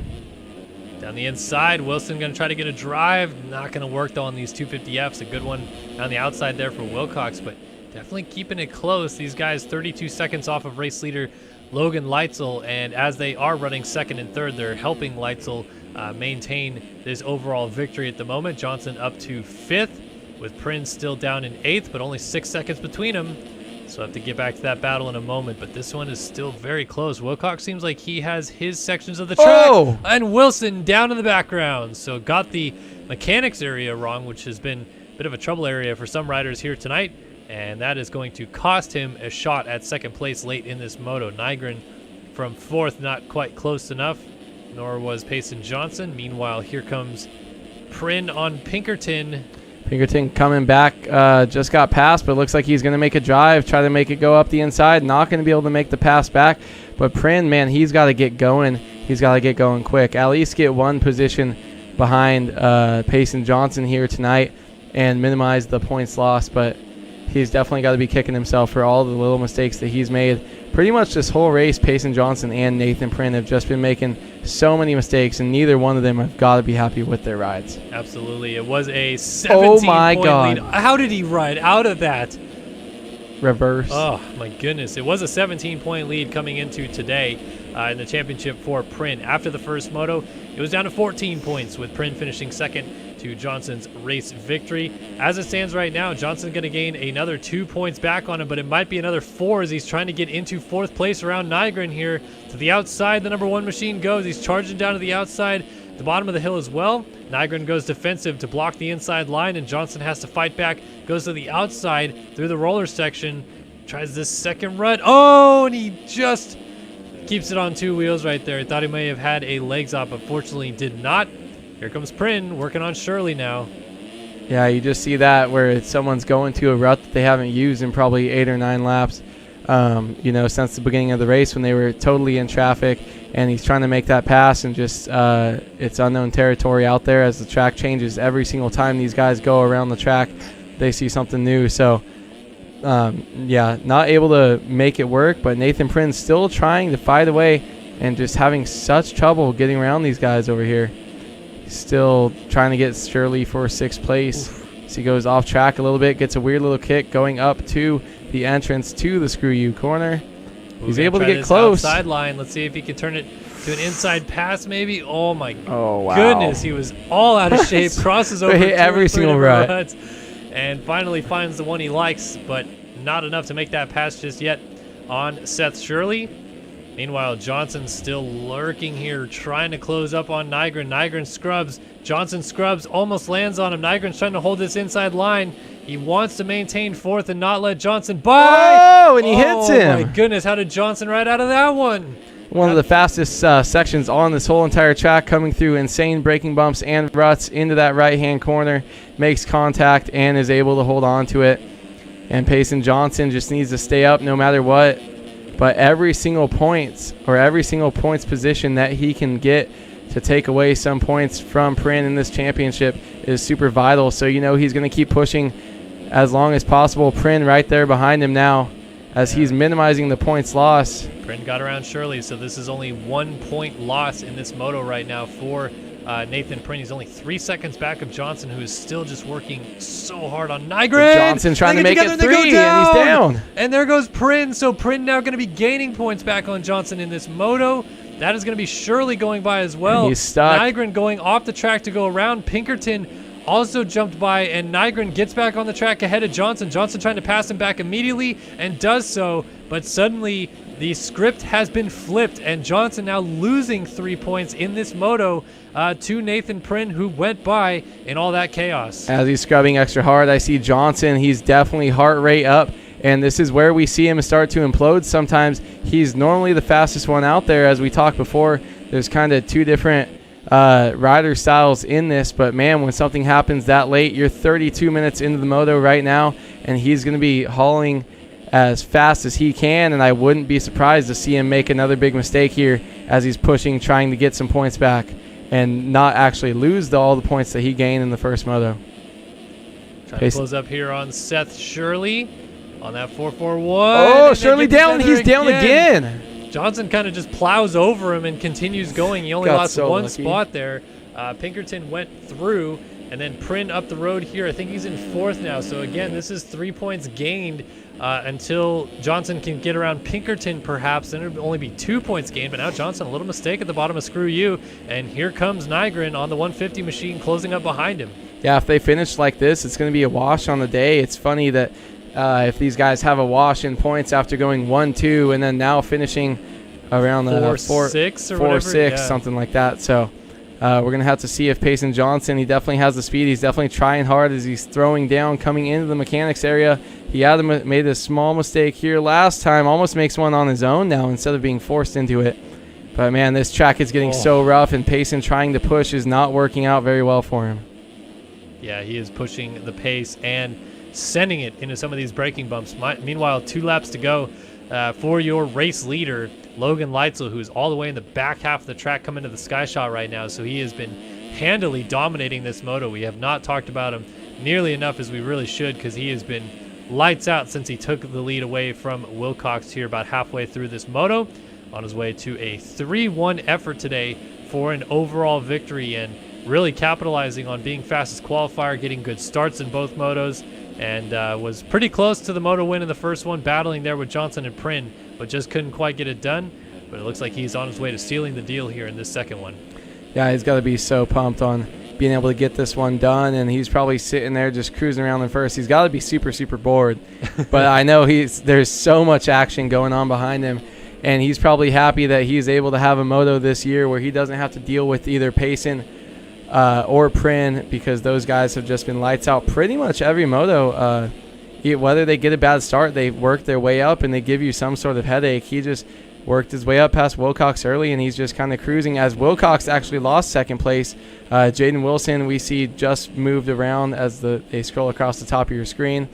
So maybe that will compound for Wilcox. That might be able to give Pran another position, even though they're super spread out. But Leitzel's going to cross the line, and he's got enough lead for that to not make a big deal, but going down on his own over the finish line as he starts the last lap. So 1 to go here for Logan Leitzel at Unadilla, and as you mentioned, Thomas Wilcox going down, Jaden Wilson, they're going to get together here. This is kind of going to be interesting to see these two battle, because it could affect what happens with Prin and Johnson, but they are certainly going after each other. Wilcox back around as they take the white flag now, and Wilson's still right there, and Prin is back here, but it's like just enough time that these guys get together. They may still get up ahead of him, be awfully close, but we'll see what happens here. Wilson trying to push the envelope and catch up to that rear tire of Thomas Wilcox as they drop down into this section one more time. Look at this inside line Wilson's using, cuts across the track. Ooh, I like that. Rubs the table, and wow, makes that pass happen. Wilcox, unsuspecting to him, saw nothing coming up the inside, and now has to try to figure out a way to get back around Wilson here on this last lap. Yeah, it's funny. I saw that line used in the 450 class late in the moto as the track started to deteriorate, and it's interesting to see Jaden be able to use that and make that stick. But yeah, these guys, I mean, Wilcox is going to try to get back up to him, and all Prin can hope is that one of these guys makes a mistake and he can capitalize on it. Right now, though, they're both looking nice and smooth as Jaden's trying to settle into second place here. Whoa, Wilcox goes down hard, so we'll see where Prin comes. He's going to be just too far away, but yeah, it's going to be close. Wilcox is just getting going here as Prin comes into the turn. But he's got a fire lit in his eyes now. He's got half a lap to make something happen here. Trying to gain some points. Prin goes down, stay on 2. Woo, just stayed on 2. That last little tip over could have been it. But Prin stays up, and looks like 4th is going to be what he'll get as Wilcox cruises up here. Meanwhile, few corners left to go. He'll go through the whole shot line one more time as your race leader, in and out of the little mini cavity. I feel like we got to come up with a name for that that's gravity cavity themed. But Logan Leitzel in and out of the final corner, fastest qualifier on the day, 3rd in the first moto, but he takes the win in the second moto, and Logan Leitzel has won the Unadilla National in the 250 class. So Jaden Wilson got some lappers up behind him, but all he's got to do is safely make his way to the finish line here. Jaden Wilson might be second overall. Yeah, with a 6-2. It's going to be interesting to see how the points lay out after this one is over. 6th in the first moto will be 15 points for him with these 22 points here for second, so he'll be sitting on 37 points for the second place. We'll see how that plays out. Prin's going to go 2-4 and Payson Johnson 1-5. Yeah, Thomas Wilcox is going to come down here to get 3rd in this moto. 17-3. Prin going to get 4th, so like you said, 2-4. And yeah, I think unfortunately Wilson just not going to be in the right place at the right time because of Johnson and Prin coming through. So Prin ends up 4th, Johnson ends up 5th. Unofficially, I believe Johnson ends up 2nd overall with 1-5 scores. Prin will end up 3rd overall with 2-4, which means Wilson will likely be 4th with that 6-2. Brandon Nygren crossing here in 6th, just ahead of his teammate Seth Shirley. It seems like they've been pretty close together most of this moto, and they'll finish close together. Casey Cochran coming down. He will be 8th in this one. Ryan Pinkerton going to be P9, and Cooper Hunt will round out the top 10 in 250 moto number 2. Trent Adams battling to the line with Jack Gatlin still hot on his heels on that 369. Adams just got to get through Gravity Cavity one more time, and he is good to go with P11. Gatlin 12th. Chris Post, he'll end up in 13th in this one. Nice little Oppo whip for style. Ooh, Sullivan down in the final turn. That's going to cost him a spot to Cade Matherly, who ends up 14th in this one. Luke Sullivan will be 15th. Having a horrible moto after that great start. Devin Davis battling with James Wilcox, but it's going to go to Davis as he crosses in 16th. Trevor Burns will end up 17th. Wilcox 18th. McLaughlin, first rider lap down in 19th, and McIntosh 20th. Let's take a look at cuts. Looks like Sullivan got back around Matherly for 14th on cuts. Gatlin gets around Adams for 11th. Shirley gets around Nygren for 6th. And the rest stays the same. Logan Leitzel, your winner tonight in the 250 class here at Unadilla. That was some great racing. Pretty weird. It's crazy with how poorly, and it's weird to say that, with how poorly Prin and Johnson were riding. The fact that they're still able to end up going 4-5, that just shows you how good these guys really are. But man, look at that split fire, spark plugs, Cowie right there, looking real good. Looking real sharp. Real good. What happened to purple, man? I feel like 2015, 2016, everybody had purple on their bike, and then nobody ever ran it again. Yeah, I like purple a lot, but I don't know. It's weird. I feel like it's got to match with the gear, and it only really goes that well with complementary colors, purple and green, on a Cowie. So not many people can run it. I don't know. I feel like some teams have kind of done stuff like that though. Suzuki's with the blue, they kind of have their complementary color that they're trying to kind of run with, and kind of using the graphics. Nobody does yellow red Suzukis anymore. No, that used to be a whole thing. Yeah. I remember in Primal, back in 2012, 2013, there was a big the yellow, red, and black Suzukis for sure. Barry 2013, we were yellow, black, and red Suzuki. Clean. The good old days. Dude. In fact, We're I might even have a screenshot of that I could pull up. Let's see. Who knows what's going on in the MX Screens folder? Oh, I'm sure one of those is it. That one right there. Berry Fly. Oh, yeah. Oh, yeah. Look at that. Look at that 101 with Digging the around, toilet bowl, neck brace. The toilet bowl neck brace. Got this one. Throwbacks. Man. Let's see. That was one of the best screenshots ever taken back then. Selecting your bike and taking a screenshot without it. I'm not sure if that's still how people do it, but a lot of work went into the screenshots back in the day. Motorsport.com in 2013 as well. Got all kinds of different color schemes. Some weird stuff. R.I.P. Jesse Mullins. R.I.P. Storms. R.I.P. Sween. Yeah, that's Tyson right That's there. clean. In 2013. That was our Supercross setup in 2013, actually. Tyson was sick. Yeah, it was. And Hindi. Yeah, and Hindi, definitely. We had this for a little bit, so there's just black and gray, or yellow and gray, I mean. Man, you guys made Suzuki's look fast. It's Tyson's outdoor setup from 2013. It's good stuff. It's crazy. You never had to change your cutout the whole time. Let's jump back in the server here. Got so many windows open. Oh, no.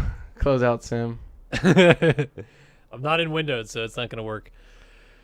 Alrighty. All right. Time for a nap. Okay. Okay. So Tyler Lang was the big winner in 450 Moto number 1 after cuts. Got it on cuts. So going to try to maybe not replicate that. Maybe just win it outright this time. He's going to try for damn sure. But so now it's down to 17 points. The difference between the lead battle of Leclerc and T. Lang in this 450 class. Chase B's beautiful monster Yamaha setup. Sliding it out. So much power. Brett Thomas too sliding around. That's pretty sick, that view, watching all those guys slide out of that inside rut there. Pretty much everyone out of those first 2 ruts doing it. Frank Jackson, Kohanar. What time is it for us all? 8:06. Yep. Shohei hit a 2-run home run, number 38 on the season. Yeah, we need to get Nando back, dude. He needs to stop being hurt. Yeah. He should be coming back shortly. Dude, I went to the Padres game. The stadium is sick. Right. I've been for Supercross, but it's different because you go up super high, and you watch. I sat club level right behind home plate. But also, it was sick. For Supercross, they don't have the same vendors open because they have like Supercross vendors. That's true. Hot dogs and stuff like that. Yeah, they have all the restaurants and stuff open on that little just right behind home plate, right field. They had a whole little bar restaurant open. That was sick. Oh yeah, love it. All right, you got a whole shot pick? Hold on. Oh, he almost That brought was it big. back. Let's see. 450 Gotta class. make it It's quick. hard to bet against Alexis Leclerc. Gotta make it quick. All right, Lexus So- Leclerc. I'm going Aaron Rockefeller. Shut up. Just picking random. Hey, 800. I was like You're picking welcome, 800 Luke. for a whole shot. Nice try. Where is Leclerc? Gotta find him. There he is. Middle-ish That's on the a good inside. start. It's not a I bad like spot. a little bit further outside. Maybe Adam Holm gets one just to. All right, here we go. 450 moto number 2 set to go here at Unadilla. We are off and running.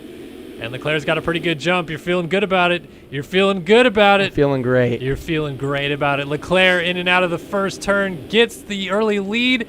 And the Studio 8 Whole Shot Award goes to Lexus Leclerc. Outside of him, your Supercross champion, Braden Carter on the 19 dropping in. And Doniaz Cura, the other French rider on the 240. Another great he is start. up there in second place, so a good early run for him. JR Reyes, Zach Fisher dropping down the hill as well. Jet Wisdom, Frank Jackson. There is Lang, so he's got a decent start, but he's got to get through some guys to try to get with Leclerc. And Eagland, who got up to 4th in that first moto after a rough start in his own right, also battling here with Lang. So both of these guys in pretty good positions early on to try to capitalize. But unfortunately for them, man, they're trying to chase in this championship is out front. Yeah, Colby Eaglin with the sneaky best race of that first moto, with where he started, where he finished up. Right now, he's right behind T Lang. Let's hope they can kind of get together and train. They both know they're close to the speed of Alexis Leclerc out front, and they got to make some moves quick.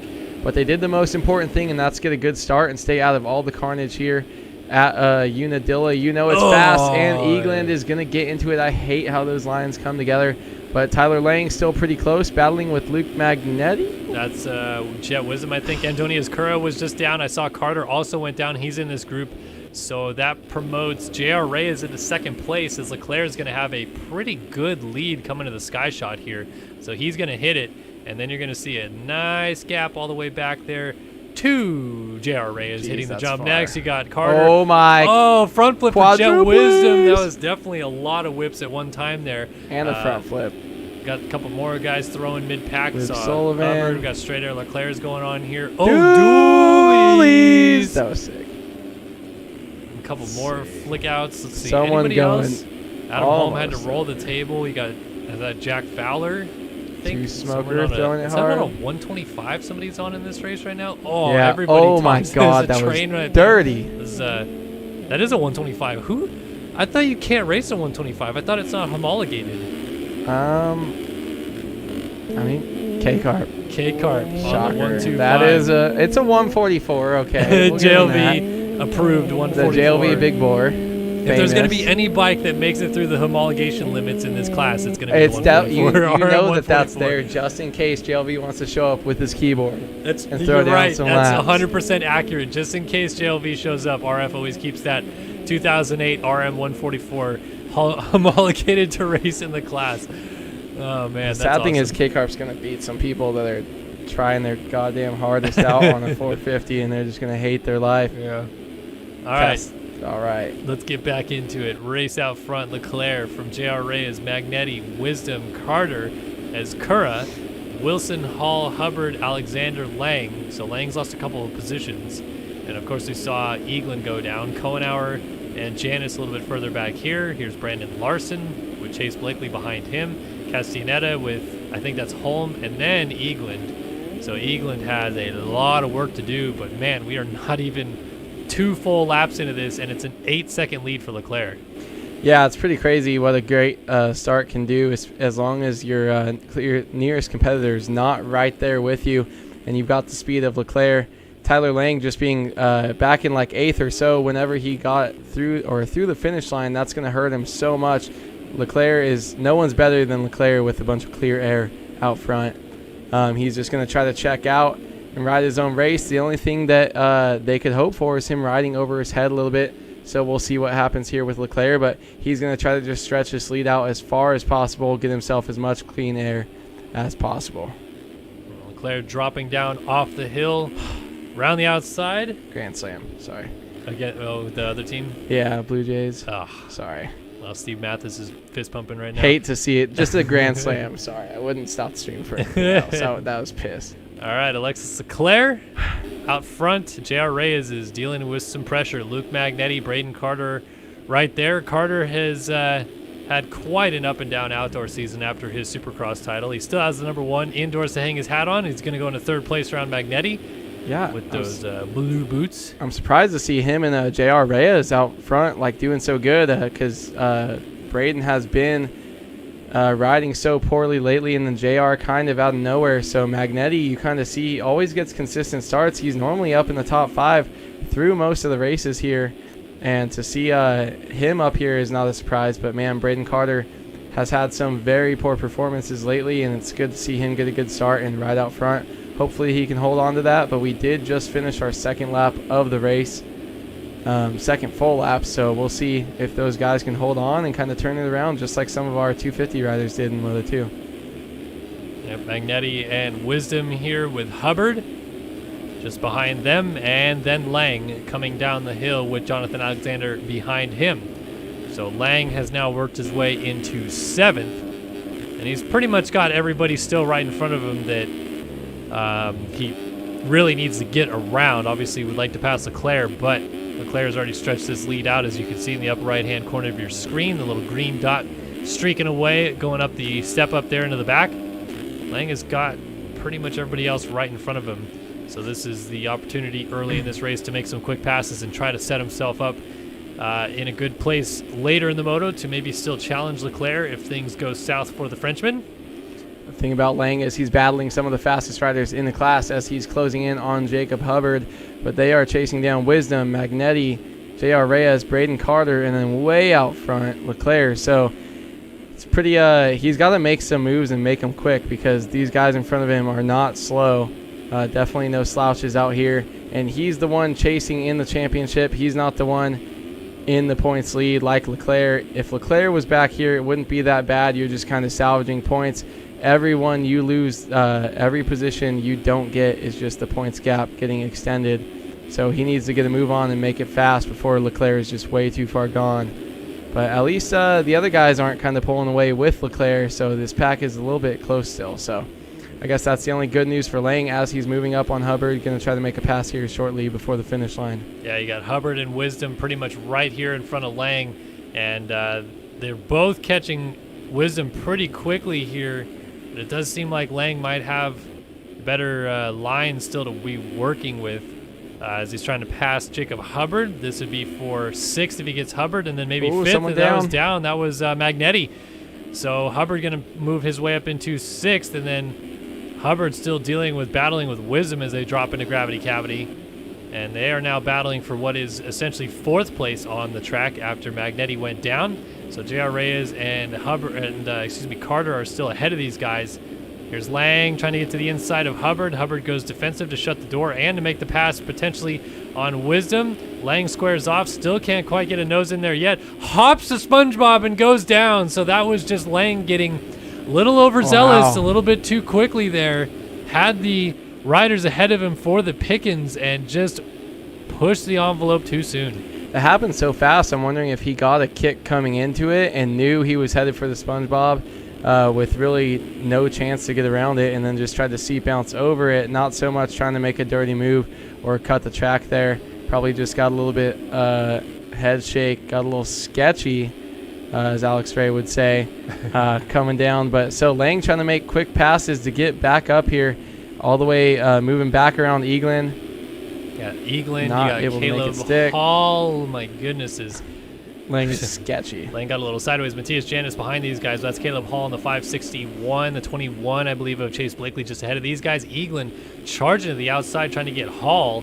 Can't quite get it done just yet. Nearly 3 wide coming down the hill. Lang a double pass going into the sky shot, and is going to make the pass stick on Hall, which is his teammate. Eaglin also gets through to the outside. Janis trying to go around Hall, as now they work on Chase Blakely just ahead of them. Then it's Magnetti, Jet Wisdom working on Hubbard. JR Reyes in 3rd, and Carter up here in 2nd. They're all still chasing this man. Alexis Leclerc checking in, coming up to lap number 6 of the race, 9 minutes and 20-ish seconds in to 450 moto number 2 and in a position, at least for the time being, to go 2-1 on the day, win the overall, and extend his championship lead on Lang and Eagland. Well, it's crazy that just how good a start can, or how much a start can do for you. Braden Carter hasn't really been getting them this year. Gets one and is just able to stay smooth for a couple laps. And now here he is pretty much all by himself. Not able to hold Leclerc's pace, but not many people can. And then Leclerc getting that whole shot, getting himself safe.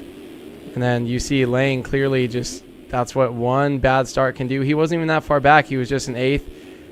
Made like 1 or 2 mistakes, and now he's nowhere near.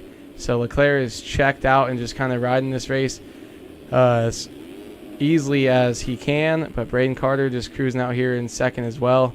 Pretty great ride from him so far. Yeah, Carter's looking maybe the best we've seen him all season long with this early 2nd place ride. JR Reyes, pretty strong effort here for the EBR, the 552 I should say. I called it the 952 in the first moto. Just feeling a little nostalgic perhaps. But Reyes, this is a good effort for him. We have not seen him run consistently at the front like this. He's had a couple flashes where he's gotten some good starts. But this is a situation where so far he has managed to stick with the lead group and run at least a similar enough pace to hang out up here for quite a long time. So good effort here for the EBR Honda rider. Oh, is a huge kick there for Hubbard. Nice save though. Yeah, when you can kind of hold off Jacob Hubbard, you know you're doing pretty good. Sometimes you just get to a track and you kind of get a start, and then you just kind of have that flow, and it just works out for you where you can ride inside the top 10, and it just seems kind of supernatural. Whereas sometimes you work your ass off and you still aren't able to make that happen no matter how much you like a track. So just kind of flowing. But Jacob Hubbard, even with a tiny little mistake there, trying to push, and looks like he's gaining up on JR Reyes here a little bit. They have a huge gap behind him, so Jacob Hubbard not going to be afraid to push as he's completely throwing down here. And let's see if he makes a move coming onto the start straight. They like to launch this and try to make a move, drive around the outside. Oh, Hubbard went super far. I think he almost tripled onto the plateau there as he goes down the inside to get around JR Reyes and move up into 3rd. So we've got 2 Phil's KTM riders sitting in 2nd and 3rd early on, but JR Reyes fighting back, gets back through. Nice one, tiny little bobble by Jacob Hubbard there, missing that rut. It's going to let JR get back. Hubbard back up the inside, but JR railing around the outside. He's going deep, and he's able to stay on. Dualies over the finish line. JR Reyes about to have the inside line, jumping deep into the 2nd rut. Going to be able to make that pass back stick, and he's lived to fight another day. Jacob Hubbard sharing the same line, switching it up. And, man, these guys are just getting after it. Look at the fight out of this young man on the 552 Honda, not letting an established rider like Jacob Hubbard phase him whatsoever, fighting back instantly. And now Hubbard is the first one to make a real critical mistake as he nearly tosses it onto the ground. Here comes Magnetti on the 30 starting to get into the pictures. It seems like maybe JR Reyes is kind of holding up this group a little bit. Hubbard's there. You got Magnetti up the inside. Lang is also in the mix. And then Chase B coming down the hill as well behind these guys. So this is kind of tightening up, and it's at the hands of JR Reyes as Hubbard still tries to work his way around. Yeah, JR got to be scared. You got a guy behind you with 2 number 1s on his bike, not just one. So that's got to be nerve-wracking. But Jacob Hubbard going to get some cuts there with a very aggressive line, kind of cutting that corner, probably not on purpose. And he gets another kick right there. He's not able to ride that outside edge as well as the other riders are. Magnetti we see closing up, and JR kind of getting a little bit of breathing room. But, yeah, this battle has allowed some other riders to get back in as Jacob Hubbard makes another mistake. T-Lang's going to go by, gain another, or lose 1 less championship point than he was. Tyler Lang now trying to get back on the charge, but we still haven't seen that much flash out of him in this 2nd moto. Now that becomes the situation for Luke Magnetti and Tyler Lang to handle as they try to catch up to JR Reyes and get around him. Hubbard had his turn. He made it work a couple of times, but JR Reyes fought back every single time that you had Hubbard try to make a pass. So now, as Magnetti and Lang work on each other, they are also working on catching JR Reyes. And who is going to be the first one to get to him is that question, as Magnetti holds steady with Tyler Lang right on his heels for the time being. Lang to the outside, trying to get a line in there, but just can't quite get it done. And now Magnetti controls the inside, heading into Gravity Cavity as they close up on the 552. Yeah, Lang not able to make it down, but he is so fast through those last 3 or 4 corners.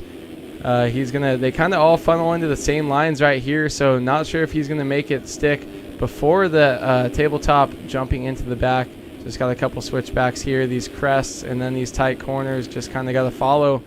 But they are gaining up on JR, and Magnetti's going to go down, but that's going to allow Lang to move right up past him. Yeah, Blakely goes by, and that will be it. As coming into the fray there is Janice. So we've lost Hubbard as well. He's now a little bit further back of these guys. Then you got, little freight train here. Caleb Hall, Frank Jackson, Adam Holm, Colby Eagland, and Jonathan Alexander off the back of this group. So 5 riders essentially nose to tail trying to battle for, I think this is 8th at the front of this group here. Yeah, somewhere just inside the top 15. You got Adam Holm right there, Frank Jackson following. Different lines here. Let's see if anybody collides. No, they don't. Adam Holm going to make a move. That's on Caleb Hall around the outside. Holm goes on the 17. Second rut makes it stick. Yeah, Hall trying to fight back, and then Eagland also, I think, got a nose through as Hubbard was down again. Eagland able to go around Frank Jackson. Now he's working up to Caleb Hall as these guys are all frantically battling here at the midpoint of 450 motor number 2. Yeah, it almost looked like Hubbard disconnected. It looked like he went invisible there, but not sure if that was someone else. Caleb Hall goes deep on the sky shot. That's hard to do, and just straight aired it, didn't throw a scrub, and he's going to lose some points. So it looks like we do have Chase B in 5th, Luke Magnetti 6th, Janice 7th. So Adam Holm is holding 8th right now, Frank Jackson 9th. Colby Eagland 10th. As Jackson goes down hard down the screw U, going to tumble, and that's going to be a long fall off right there. Yeah, just now getting his feet back on the bike and turned up the right direction, but he will have a little bit of cuts as well because he flipped to the other side of the track and clipped the timing gate coming down the hill as well, so that's not going to fare too well for him, I'd have to imagine. Up ahead a little bit further, though, we do see that Magnetti and Lang have gotten around J.R. Reyes, so Reyes slipping back a little ways, and now Carter is not too far ahead of Lang. Leclerc, meanwhile, has got a sizable margin out front, but this is complete damage control at this point for Lang, who is knocking on the door of getting into 2nd place, and at the very least could leave here with losing no points at all. He would still just be 20 points down of Leclerc, as it was when we entered the racing action here tonight. Yeah, that would be a great ride, but man, that 32-second gap from Leclerc to Carter, as well as another 7-second gap back to Lang. Lang just needs to do damage control here. He's finally gotten through most of the people who have been giving him a hard time, and now he's just got to make up a couple more seconds to Braden Carter. You know he has the speed, so I feel like he's just trying to keep it on 2 wheels here and cruise this one in. But just past the 15-minute mark, do you want to do a top 20 rundown? Absolutely. I was just about to jump in and take over. This one is brought to you by R Jerky. Head over to eatrjerky.com, eatrjerky.com, and use the code SYS20 for 20% off of your order. R Jerky, some delicious flavors of beef jerky, and you'd be helping support privateers like the Wageman brothers, Robbie and RJ out there crushing it on the solitary Yamaha sometimes, and sometimes just riding their own little Yamahas themselves. But oh my God! Oh! Leclerc, how does he not fall there? I don't understand. I don't know, and it was the same time as that lapper too. Pirouetting on the ground, they found the trampoline on the ground, but it's Alexis Leclerc out front on his Rockstar Energy Husqvarna Factory Racing #SafeMoon, which is some sort of cryptocurrency that I found out about a couple weeks ago. Alexis Leclerc on the number 1 machine leads here at Unadilla. Tyler Lang on the Underground RC number 14, running in 2nd place. Braden Carter sits in 3rd on his Phil's KTM number 19. It's 4th now for Luke Magnetti on the BPC number 30. 5th for Matthias Janis on the Underground RC number 130 machine. 6th is Adam Holm on the number 17 atom.com Cowie. 7th for Colby Eagland on the number 24 Covenant Honda. 8th for Chase Blakely on the BPC number 21 Yamaha. 9th is JR Reyes on the EBR 552. And 10th is now Caleb Hall on the Underground RC 561. 11th, Jonathan Alexander, Phil's KTM on the 148. 12th for Andonias Cura on the Impact number 240. It's going to actually go up to 11th, though, around Jonathan Alexander. So a nice move for Andonias Cura there. And Braden Castellaneta Now runs in 13th here on the Underground RC number 63. 14th is Frank Jackson, Team Nami, number 47. 15th for Jeremy Cohenauer on the MV Films number 20. 16th is Jacob Hubbard on the Phil's KTM number 11. 17th for Caden Speck on the Phil's KTM number 75. 18th for Robert Wilson on the BPC Yamaha number 62. 19th for Austin Bear on the Phil's KTM number 944. And 20th is Brandon Larson on the Stance Honda, the number 245. He's got Chase Donovan on that Proline Designs hashtag Ethereum. I think that's how you say it, or Ethereum. Number 64 machine running in 21st, but that has been a top 20 rundown brought to you by our Jerky. All right, what other battles have we got to keep an eye on here? Looks like Antonio Ezcurra did not actually complete that pass on Jonathan Alexander. The Brighton goes back by the Frenchman. You have Caleb Hall here on the 561, J.R. Reyes, Matthias Janis, Chase Blakely, Adam Holm at the top of the hill trying to run down Colby Eaglin, Luke Magnetti, then Braden Carter, and then Lang. So Lang is up to second. Did a 2:13.9 last time by. Leclerc put down a 2:12.9. And at 32.3 seconds, for some reason on the map, it doesn't look that far right now, but it is pretty far. Lang dropping back down into Gravity Cavity, 2:11.3, so nearly matching his best lap time of the race. I'll stick with him for just a minute to see if it really is that far. I feel like it's 32 seconds, but maybe I wonder if he made a mistake, but it is a pretty slow section right here, so yeah, it could be, but it does not look 32. Not sure if Leclerc made a mistake, but yeah, minimizing that points damage for sure, but not gaining anything, so that's not what he wants after getting lucky with the Moto win here earlier today on the Lawyer cuts. Yeah, looks like it still might be 32 seconds. That's right about where we saw him. Interesting. But again, it is MX Simulator, so you cannot say 100% just yet that Leclerc has this race win wrapped up. 3 fall-off crashes can happen in a hurry, especially if you get a little bit flustered after the first fall-off crash. So Leclerc has got to keep the focus on and try to get these last 10 minutes completed. He's working through some lap traffic right now on Screw You as he's trying to go around one of the Underground RC Cowies. I think that's the 800 of Aaron Rockefeller. Just got around another one as well behind that. So Leclerc doing a good job kind of weaving his way through some lap traffic. Then you got Lang and Carter still pretty close together here for second. Magnetti and Eaglin round out your top 5. Holmes 6th, Blakely 7th, Janis 8th, Caleb Hall 9th, but he's dealing with pressure from J.R. Reyes, or J.R. Reyes might be pressuring himself onto the ground. Wow. He high-sided, then did a ground. 540 pretty much, and went down. And Man. he is going to lose several positions. Frank Jackson, Braden Castaneda right here are trying to go by, but he also lost the spot to Antonio Ezcurra, and Jonathan Alexander went through as well. And Caleb Hall, we saw who was in that battle. Stick here with Antonio Ezcurra and Jonathan Alexander. These two have been in a bit of a heated battle for the last handful of laps, at least, that we've come back here and seen them, and now they're catching up to Caleb Hall. Yeah, very solid ride by a couple of these guys. Ezcurra, 2 really good starts, and now just kind of funneling back to where he's been. Chase B and Colby Eaglin having pretty good, consistent races from their first to second motos. Magnetti as well, so good to see that. But Caleb Hall here, coming up, Screw You.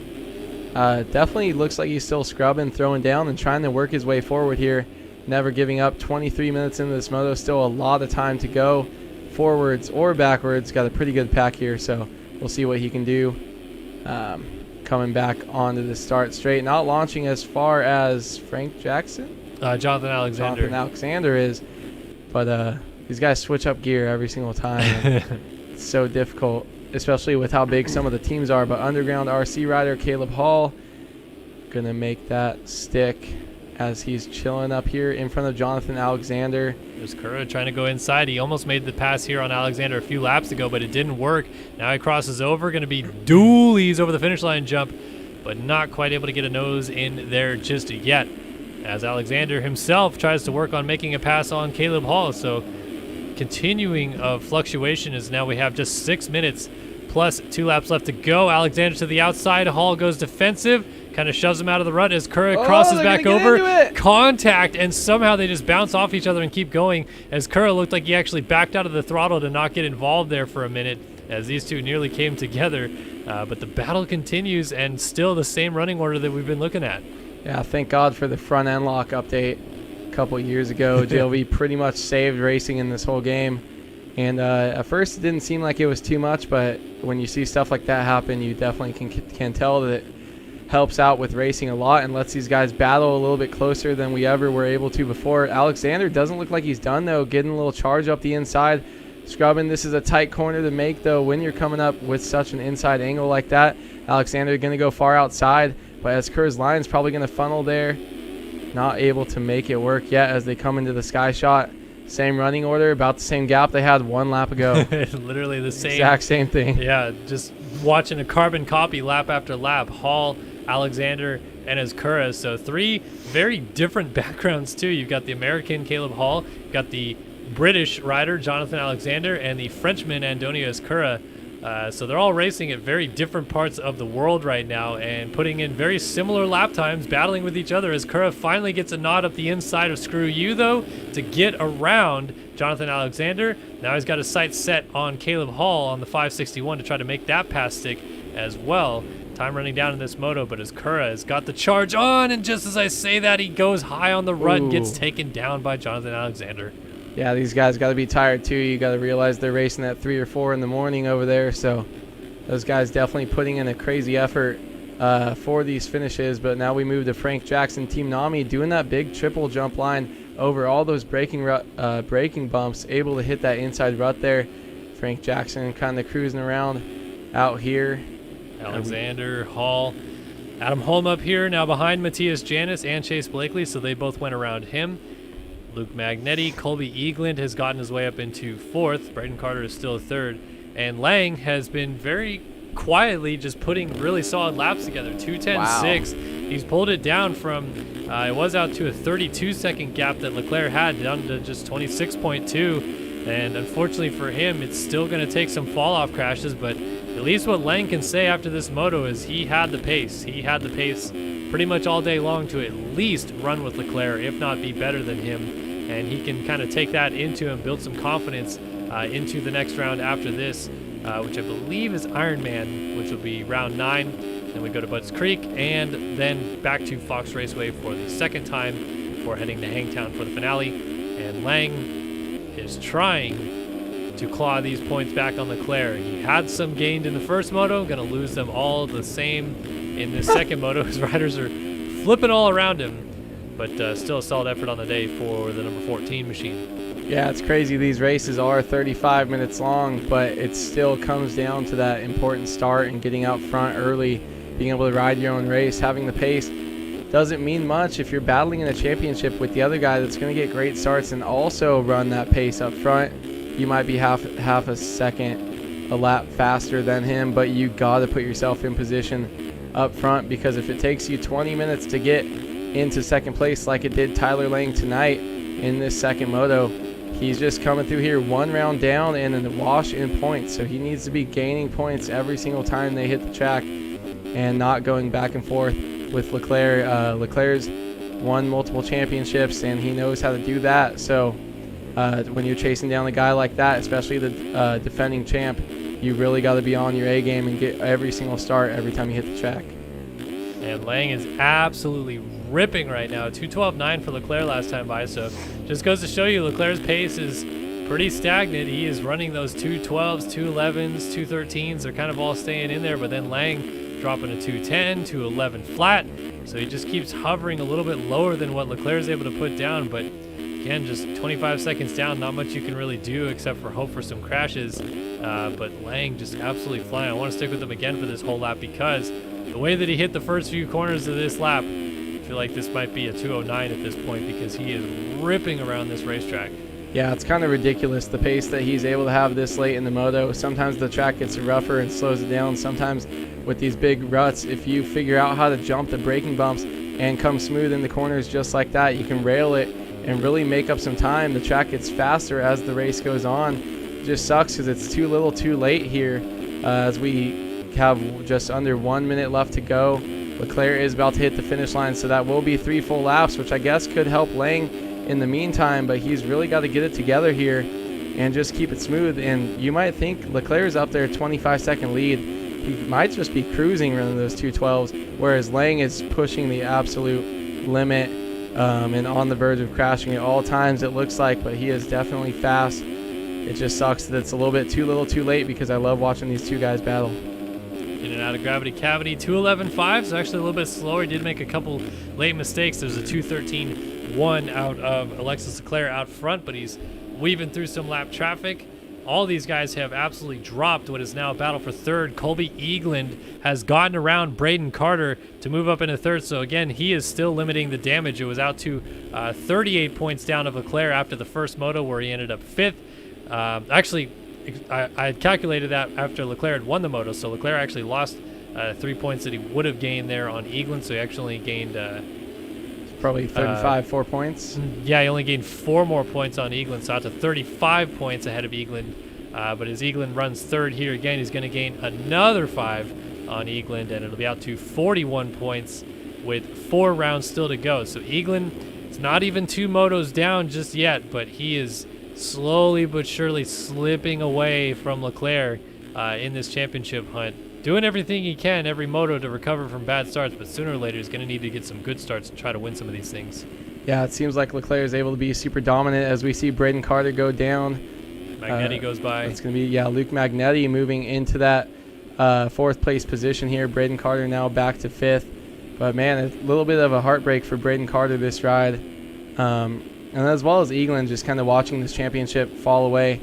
You got Lang right there limiting the damage too, but he's still 20 points down, and 20 points down with 5 rounds to go doesn't sound that bad. As we get further and further into this championship, only 4 rounds to go, same points gap. He's got to start making some progress here and chipping away at Leclerc.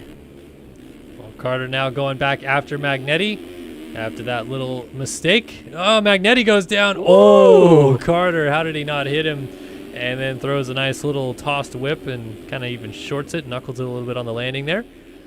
Back to Magnetti versus Leclerc, though. Leclerc has the 2-lap board now given to him. Time has expired, but the green flag is still waving, which means 2 laps remain in this race. Tyler Lang, Colby Eagland, and then Carter. Magnetti with Blakely running 6th. Holm is 7th. Alexander is worked his way up towards Holm, is going to get around him. Holm off the side of the track. Janice goes by as well. Antonias Cura is going to try to make a move as well, as Holm just gets back on the track, as Cura is jumping the sky shot behind Holm, but not quite able to make the pass just yet. Now has the 17 machine right in front of him. Going to try to make this stick. Yeah, Holm able to salvage a pretty good moto here, as Cura is still challenging up the inside. He's going to have the inside line here, but Holm definitely has a little bit more momentum around the outside. Going to hold on to that. These guys are kind of going back and forth here down the sky shot, as Kurg is going to lose some time there. But, man, these guys, it's crazy to see, or it sucks to see, because Adam Holm had those problems with Garrett Hollenbeck, we think, or Dickerson, you never know, to be able to have a great moto after just barely scoring points in that first moto. Good to see him bounce back and have a good ride here and still battling for points. Oh, and then goes down. Sorry. Getting kicked through those bumps. I mean, we've seen all day long that mechanics area has wreaked havoc on these guys, pushing into that corner, bouncing, and just trying to hook a rut, hopefully. And that time did not work for Adam Holm. Antonias Cura went through. Jonathan Alexander was already ahead of him, and Janice is still just up the road of these guys.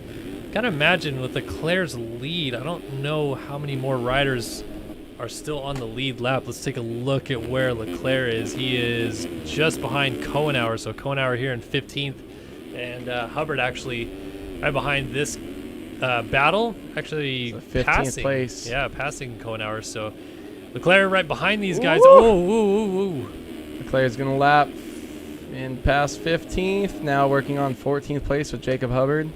White flag waving for the number 1 machine, and Hubbard going to let Leclerc go through, which he definitely should do right in front of the RaceFactory Gaming president. You don't really want to hold up the race leader with the blue flag waving if you've got the actual president of RaceFactory Gaming right on your heels. He should come up the inside, though. He's not scared to do that. Let's see what happens. Oh! maybe not dive bomb and take him out either. But we've hey, seen that line each their move own. on other people though, but definitely got a little bit of huckabuck the whole way. I think he was just kind of fingers crossed they didn't hit him there. And JR Reyes falling back a little bit more, but still having a pretty good ride up here inside the points, a little bit closer to the top 10 than those last two riders here. But man, it's Leclerc's got 110 seconds on 10th place Adam Holm. So Yeah, as totally flying right now and going to get Reyes here yeah, at the top of the hills. 14th. So Leclerc doing a pretty good job, lapping a little bit further up than the 450 guys did in the first moto. Okay, so Garrett Hollenbeck in chat says it wasn't him in the first moto, so that most likely was Isaiah Dickerson getting Hollenbeck's keys somehow and doing all of that. Weird. I mean, still, I get that it wasn't maybe you riding, but maybe don't give your key out? Question mark? That's a bummer. I mean, I would. I'm not really one to talk there, but definitely know it's pretty common. But yeah, you become friends with someone like that. You know, they eventually get that. You go to their house, whatever. It happens all sorts of different ways. But it sucks when you got someone like that turns into a bad apple that's got control of that. But yeah, shame. Kind of a bummer, but Leclerc absolutely dominating everybody in this moto. Yeah, he got the lead early, got the whole shot, has led every single lap since then, and been putting down consistently strong laps. Not necessarily the fastest laps of the race, but it's enough to get it done here today at Unadilla. Alexis Leclerc is your winner tonight here at Unadilla. And it's going to be a long time before second place Tyler Lane comes around.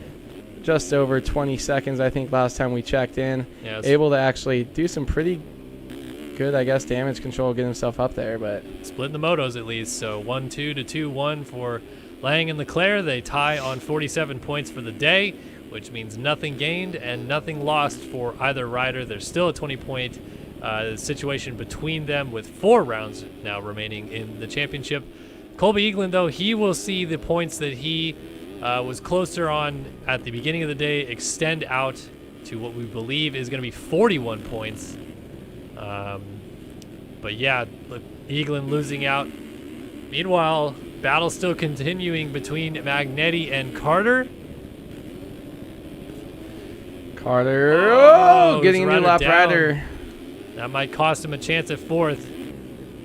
Carter trying to get a little last couple corner push. We got about 3 corners to go here. Let's see what he can do. Absolutely sending it. I think that's the furthest we've seen anyone send that all day. Actually did get that full triple. Charging up the inside. Let's see what it does here. Do they go to the same route? Yes, they do. Gonna blow that, though, and that's probably all she wrote right there. It's like Magnetti going to control it one more time into the final corner. Wisdom was trying to get out of the way, and Carter just sent it to the outside and went down. Magnetti crossing the line there in 4th. Carter going to try to rejoin just ahead of Janice. Hopefully he got enough cuts to be able to hold on to that, or doesn't have cuts so that he can Yeah. hold on to that. There you go, Tyus 3.2 Janice. seconds back, so we'll see. Frank Jackson, how about a solid ride for the 47 Team Nami effort? Andonias Cura is still right behind him coming into Gravity Cavity, but it will be Jackson 7th as Cura crosses the line in 8th, and Jonathan Alexander ends up in P9. Adam Holm ends up in 10th. Brayden Castellaneta runs into 11th here. Chase Blakely 12th, and 13th is Caleb Hall, as he's the last rider on the lead lap. J.R. Ray is 14th, Jacob Hubbard 15th, Neil Fitzpatrick 16th, 17th for Jeremy Konauer, 18th Donovan, 19th Speck, and 20th Austin Bear. Let's take a look at cuts real quick. Alexander gets around as Cura on cuts, so as Cura drops to 9th, Alexander up to 8th. Janice did get around Carter, so there's the cuts you were talking about. Carter had like 5-ish seconds of cuts, and Janice ends up in 5th. The rest of the field stays the same. Leclerc, your big winner tonight here at Unadilla. Just another night of great racing in this 450 class. Never disappoints, but man, it's a lot of work when you're racing for over an hour, and you know you're Tyler Lang. You're trying to make up points on Leclerc, and after all of that hard work and stressfulness, you're still pretty much exactly where you were coming in. So just with one less round to be able to make it work. So pretty great riding though, and definitely another good night of RF racing for sure. Absolutely. Well, again, we appreciate you guys tuning in and watching round 8 of the 2021 RaceFactory Gaming National Championship live here on Start Your Systems. Kellen Brower, Andrew Wood, bringing you guys the action here tonight. Good night of racing all around. Both classes provided some great action for us to watch. The 250 class was full of action there towards the end of the night as well, with watching Payson Johnson and Nathan Print have to charge to the field. Logan Leitzel gets the win tonight. Alexis Leclerc gets the win in the 450 class. Want to give a final shout out, of course, to RJerky and atom.com for coming on board to the broadcast this year. And of course, RaceFactoryGaming.com for putting on this event and all the races year in and year out. For those of you wondering about the GP stream that we missed on Monday night, we didn't quite stream that GP from Lommel in Belgium. It's either going to be tomorrow night or on Friday night that I'll get around to streaming that. But we will have a full delayed broadcast replay, whatever you want to call it, of those events. So yeah, be on the lookout for that. We'll let you guys know. Keep following us on Instagram, Facebook, and Twitter for any updates on that as well. But thank you, Andrew Wood, again for joining me tonight. Hopefully it was a good night at the races, and look forward to seeing you guys at least at the next round here coming up at Ironman a week from today. But also the Swedish Grand Prix will be on Monday. But again, look out for Belgium either tomorrow or Friday night. But for now, Kellen Brower, Andrew Wood, and all of us here at Start Your Systems welcome you, or say good night to you guys here from Unadilla, and we look forward to seeing you guys in all of our future broadcasts. So long for now.